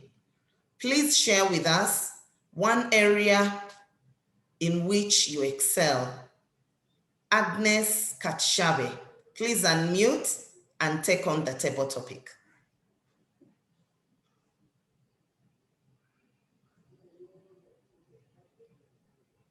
Would you repeat the question, Linda, please? That's a trick. Excellence comes from within. Please share with us one area in which you excel. Interesting how in moments when you feel, I cannot do this,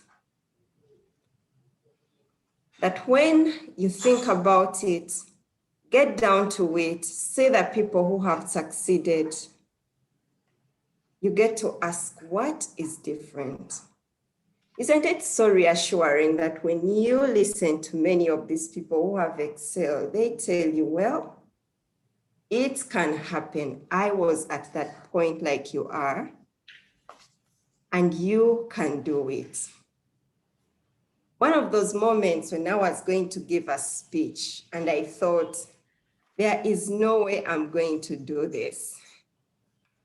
And speaking to a club member, and they say, well, you can actually do it. You have everything within you. You have what it takes. And they gave these examples. Remember the other time? Remember the other speech? You are going to do it even this time. And guess what? I got the courage, came and spoke from deep down my heart, giving the experience, one of the experiences of my life.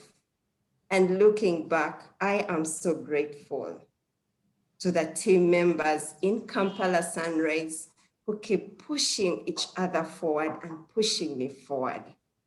Over to you, Linda. Thank you, Agnes.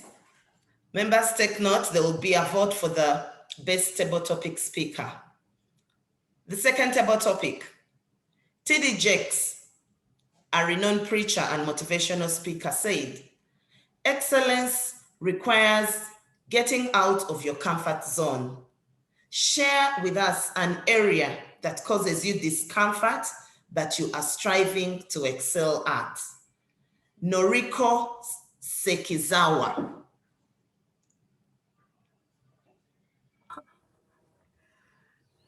Thank you, Table Topics Master. Such a wonderful questions. Excellence requires excel the comfort zone. Wow, that's exactly where I am now. This is my second time to join in actually this excellent Kampala Sunrise Toastmasters Club. Alex kindly invited me.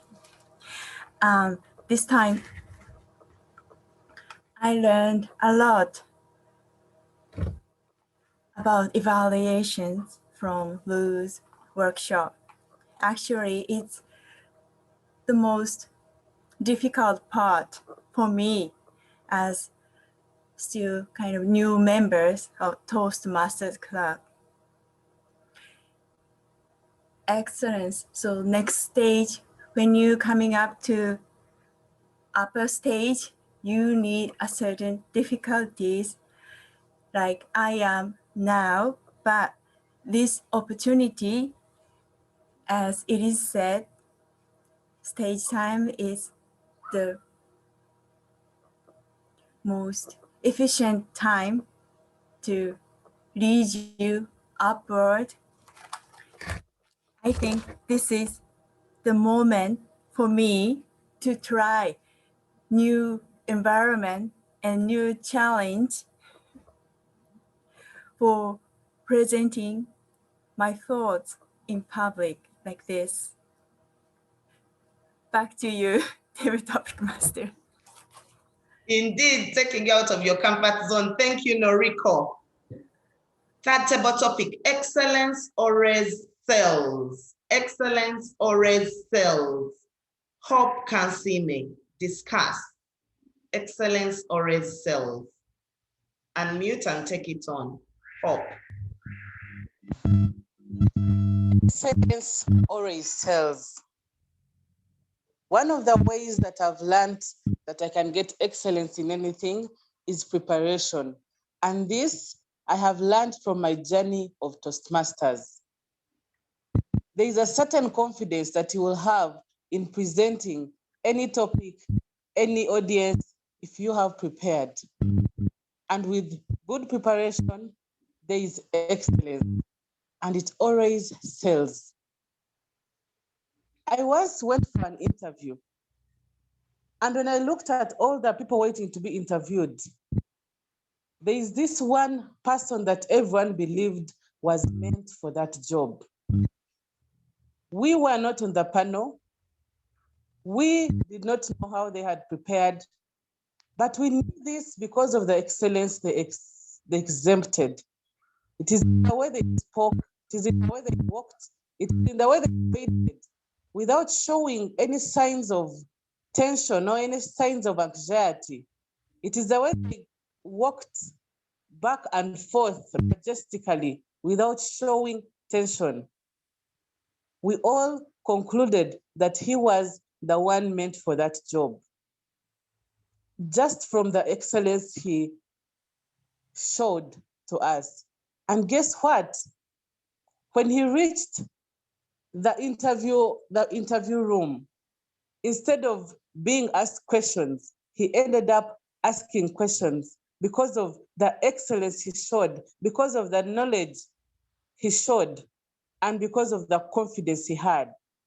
Needless to say, he got the job, like we had all accepted, like the interviewers had all accepted, because of the knowledge he had, the preparation he had, and the excellence he showed.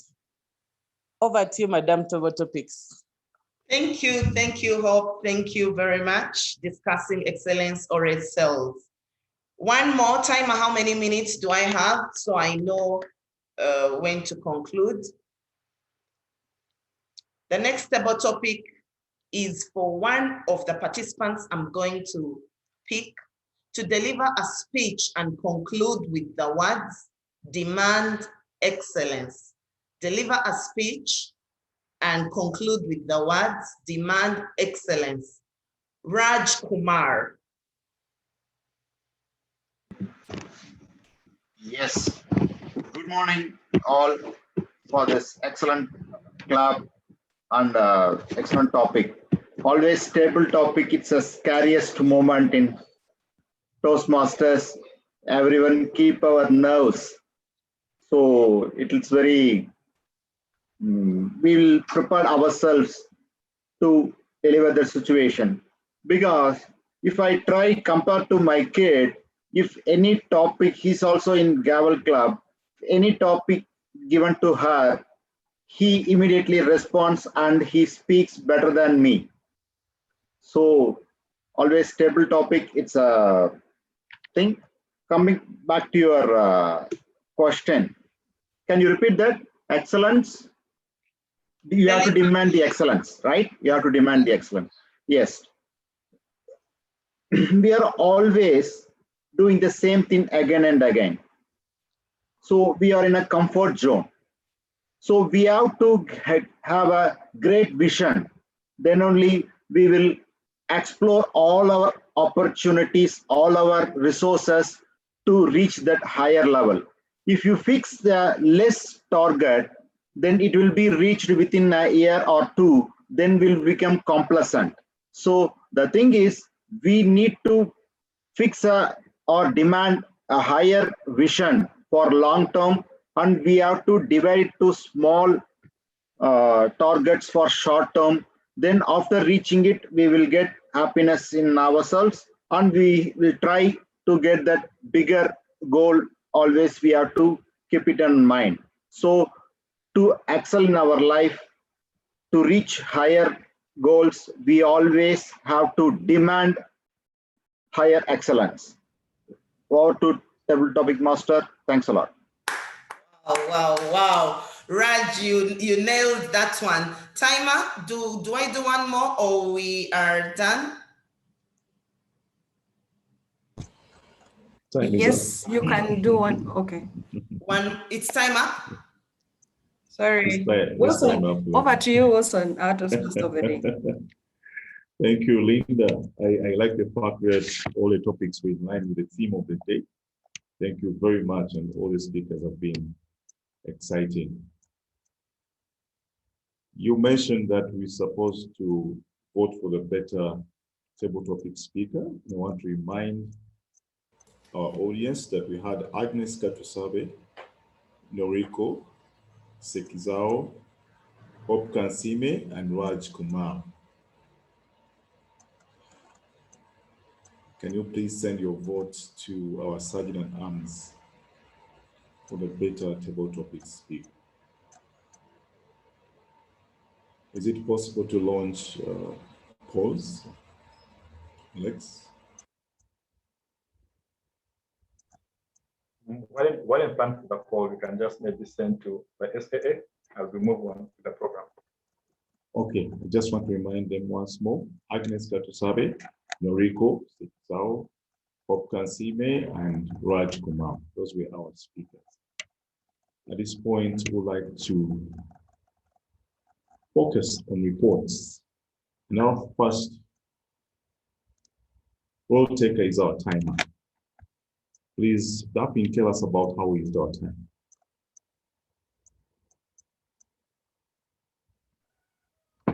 Thank you so much, Toastmaster. I first of all want to congratulate everyone who participated today and was able to talk. And my report today, here is what I recorded. First of all, our grammarian, who is the gracious, performed well with 1 minute and 30 seconds. Congratulations to you. And then we move on to the education moment, where we had our guest speaker, Lou. We had assigned her 30 minutes, but she used 42 minutes, which is understandable because she had to take through and then also take some questions. So we congratulate her. It's not bad compared to what she had to present. Then over to our speakers of the day. The first speaker was Moses Rutahigwa, assigned 7 minutes, and he used 6 and 12 seconds. We congratulate you on your time management. Joshua Mukisa also had 7 minutes, and he managed to use 7 minutes and 36 seconds. Over to the evaluators. The first evaluator was Deborah. Evaluators are always assigned 3 minutes. She used 2 minutes and 46 seconds. Well done. And then over to our very own Toastmaster Alex, used 3 minutes and 20 seconds. And then when we move on to the table topics, thank you so much for everyone who participated in today's table topics. Our first participant was Agnes. She used 1 minute and 36 minutes. And then the second one was Noriko, who used 1 minute and 51 seconds. And then over to Hope, who used 2 minutes and 10 seconds. And finally, Raj, who used 1 minute and 56 seconds. Thank you so much. Over to you, Teboma. Thank you, Dolphin. I should have asked our grammarian to deliver his speech first, but nevertheless, Georgios, can you please tell us about how we used the English language?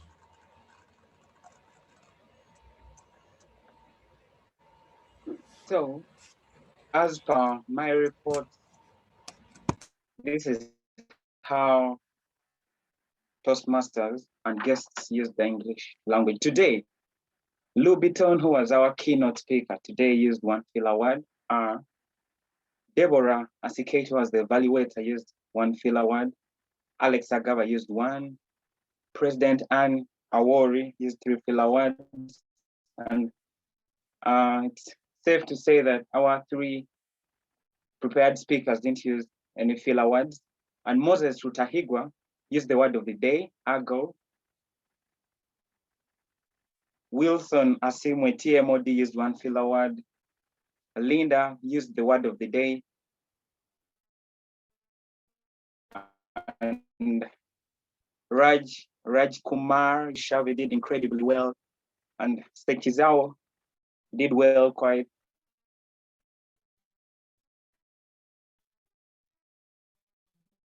Did well too. And that's it from me. Over to you.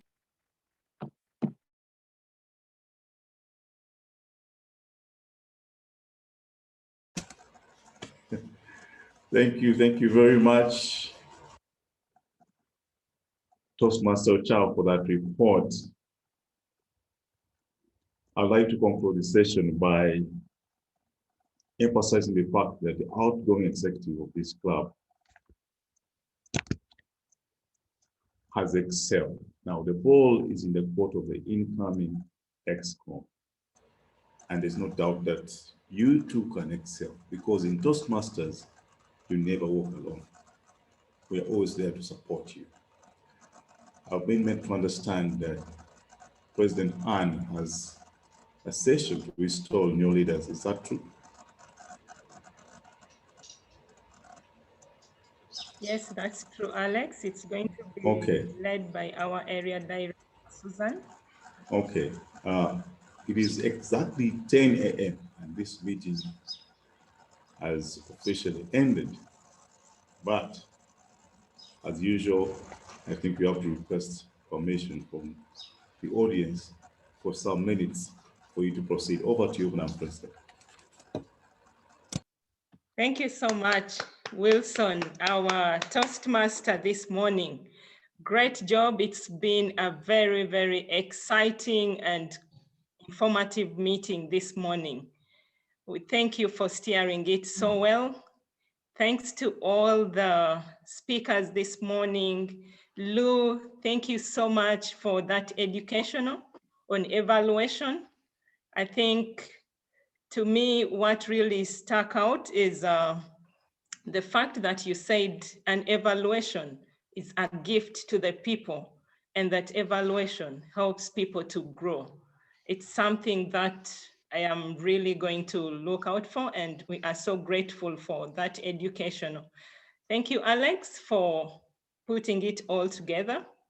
And to all those that attended our meeting this morning, thank you for the support. Please do come again.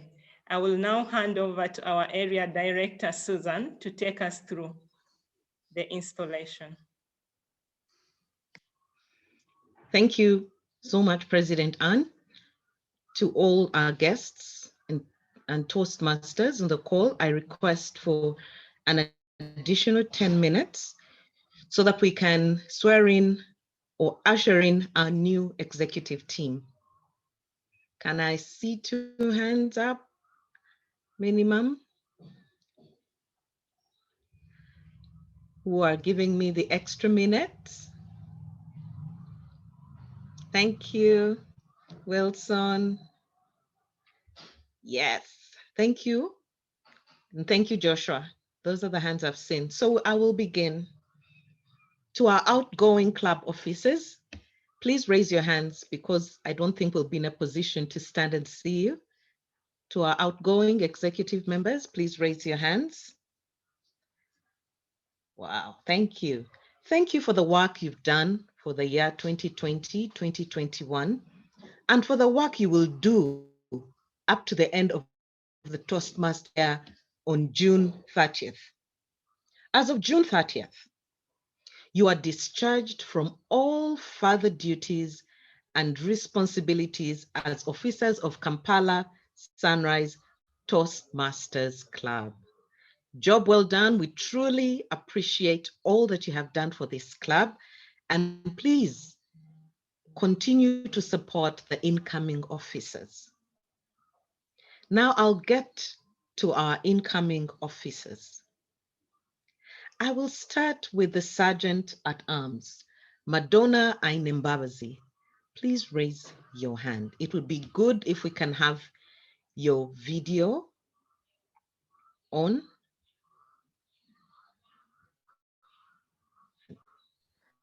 When you say raise my hand, is this using the icon or like physical raising of hand? Physical, if we can see you since we're not there physically, if you could physically raise your hand. Yes, thank you. I am here to install the officers of Kampala Toastmasters Club and to prepare them for the challenges that lie ahead. Their collective challenge is to make this club strong, dedicated, and their collective challenge as a team is to make this club strong, dedicated to helping people from all walks of life to speak in an effective manner, listen with sensitivity, and think creatively. I will ask you, Madonna, you've raised your hand, that is good, to take this and meet all the challenges that you have in this club work together as a team, and fulfill your responsibility. Madonna Ainembabazi, as Sergeant at Arms, you are responsible for the club property management that will be handed to you physically when we get to the physical meetings, ensuring that the meeting room is set up, in this case, ensuring that we sign in on time, the room is open on time, you greet the guests as they come in, prepare the meeting, could I call it atmosphere, give us the ground rules like you did today. Will you perform your duties to the best of your ability? You respond, Yes. I will. I will. Thank you. Round of applause for Madonna. To now our treasurer, Irene Nambasa. Can you please raise your hand? I can't see Irene. Let me see.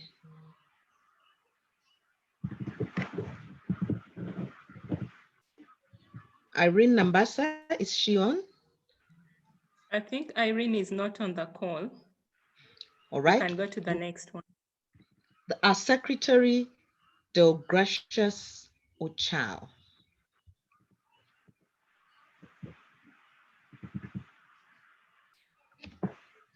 Deogracious?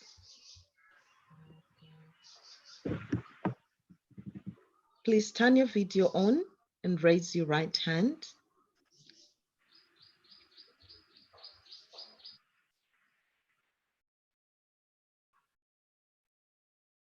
He seems to Here have to- dropped off as well. Let's try the next person, please.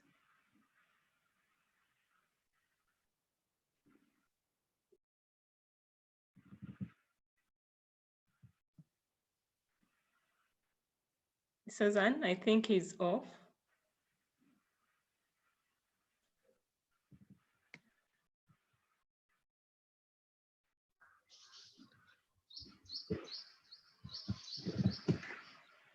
Right, not without wasting much time, I'll go to our VPM, Joshua Mukisa. Please raise your right hand. Joshua Mukisa, as Vice President membership, you are responsible for planning, organizing, and directing a program that ensures individual member retention and growth in club individual membership. Will you perform your duties to the best of your abilities? Yes, I will. Thank you. Thank you so much. A round of applause for Joshua. Our incoming Vice President Education, Alex Agaba. Please raise your right hand. Have a hand raised. Alex, can you hear me? Yeah. Okay, please raise your hand. Thank you. Alex Agaba, as Vice President Education, you are responsible for planning, organizing, and directing the club program, which meets the educational needs of the individual members. Will you perform your duties to the best of your ability? Yes, I will. Oh, thank you. Round of applause for Alex. And now, finally, to our incoming President, Moses Rutahigwa. Please raise your right hand. Toastmaster Moses Rutahigwa, having been elected the president of Kampala Sunrise Toastmasters Club, you are its chief executive officer and are expected to preside at all club meetings and at all regular and special meetings of your executive committee. It is your challenge to see that this club enables its members to achieve their educational goals. It is also your challenge to see that your club helps the area, division, district, and Toastmasters International to meet their goals. Please accept the gavel virtually as a symbol of your leadership and dedication to this office. The gavel is a symbol of the power and authority given to you by the membership of this club. Use it wisely and with restraint. You are a member of your team as well as a leader. A team is more than a collection of people. It is an emotional force rooted in the feelings, thoughts, and actions of all members, with the common goal of achievement, sharing, and mutual support. Work with your team members to create a healthy and dynamic club, a club of which everyone will be proud of. Will you, as president, accept this challenge and perform your duties to the best of your abilities? Yes, I will. Wow, thank you. Round of applause. Incoming to our incoming president. It is now a pleasure to declare these Toastmasters installed into the offices to which they have been elected. Congratulations to our incoming EXCO. You have our support. Please Susan. call on us. Susan, I think Emmanuel is in the call, the VPR. Emmanuel. Yeah. Okay. Just give me a minute to go back to Emmanuel. Emmanuel is our VPPR. So Emmanuel, please turn your video on.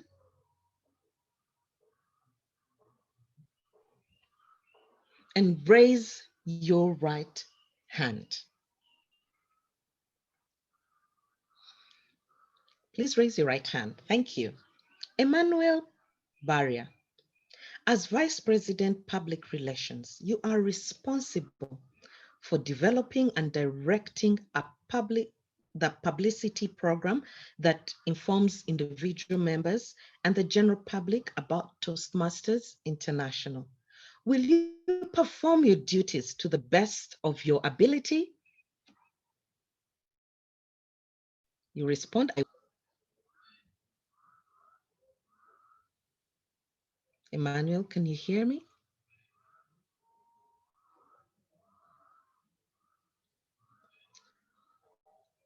I think he's frozen somewhere.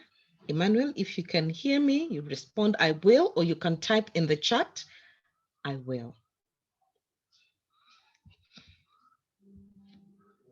Okay. I think he will type in the chat. To our EXCO, the growth and development of the Toastmasters program in Kampala Sunrise Toastmasters Club depends largely upon the actions of you, the executive members. On your honor as men and women of Toastmasters, do you pledge to individually and collectively stand by this club, live with it, and work with it throughout the coming year, 2021-2022? Please respond collectively. Yes, we will. Yes, I will. Yes, we will. Oh, thank you all so much. A collective round of applause to our new incoming team. Thank you all, thank you. At this point in time, it is now my pleasure to introduce our incoming president of Kampala Sunrise Toastmasters Club to deliver his inaugural speech in 1 to 2 minutes. Moses Rutahigwa. Ladies and gentlemen, Toastmasters, guests and Rotarians, let's welcome our incoming president, Moses Rutahigwa. Over to you, incoming president.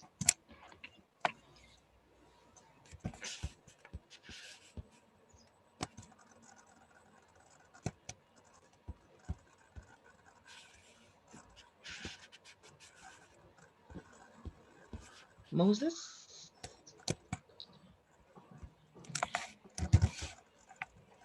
I think Moses is on mute. an impromptu speech for him. Yeah, yes. I think Moses is having challenges. So in the interim, we will have maybe his inaugural speech at our next meeting, 7 time. My 10 minutes are up. For now, Anne, can you please close this meeting? And Alex, kindly help take a picture of everyone. It would be good if everyone can switch on their videos. And then we will have Moses' inaugural speech at our next meeting. Anne, you're still president. Over to you. Thank you. Thank you so much, our area director, Susan Kavuma, for doing the noble thing this morning. And congratulations to the incoming EXCO. We have all the confidence in you, and we know you are going to take on from where we ended. Last year, we were able to get 11 new members, and I do believe for 2021, 2022, we shall get double the number. So we are looking forward to keep working with you. We shall be working in the background. Wish you all the success. To the outgoing team, you guys have been the dream team. Thank you so much. A round of applause for yourselves. Alex, Kathy, Faith, Brenda, Juliet, and then Irene. Thank you so much. You made it so easy. And right now, I would like to close this meeting, and I thank everyone who has been able to join in. Thank you for your support. Please continue to support Kampala Sunrise. It's a great family. It's a great way to start your morning always. And we look forward to seeing you in all our future meetings. Have a blessed weekend. Enjoy the lockdown. Do not let it get onto you, because every day it gets better. So to sum it all, have a great day and get better, not bitter, like Shaka Sally would say. Bye. Bye, everyone. Thank you for the opportunity. Bye-bye. Bye-bye, Lou. Bye. Thank you, Lou. Bye-bye. You're welcome. Bye-bye. Have a lovely day. Thank We you. have some guests on the call.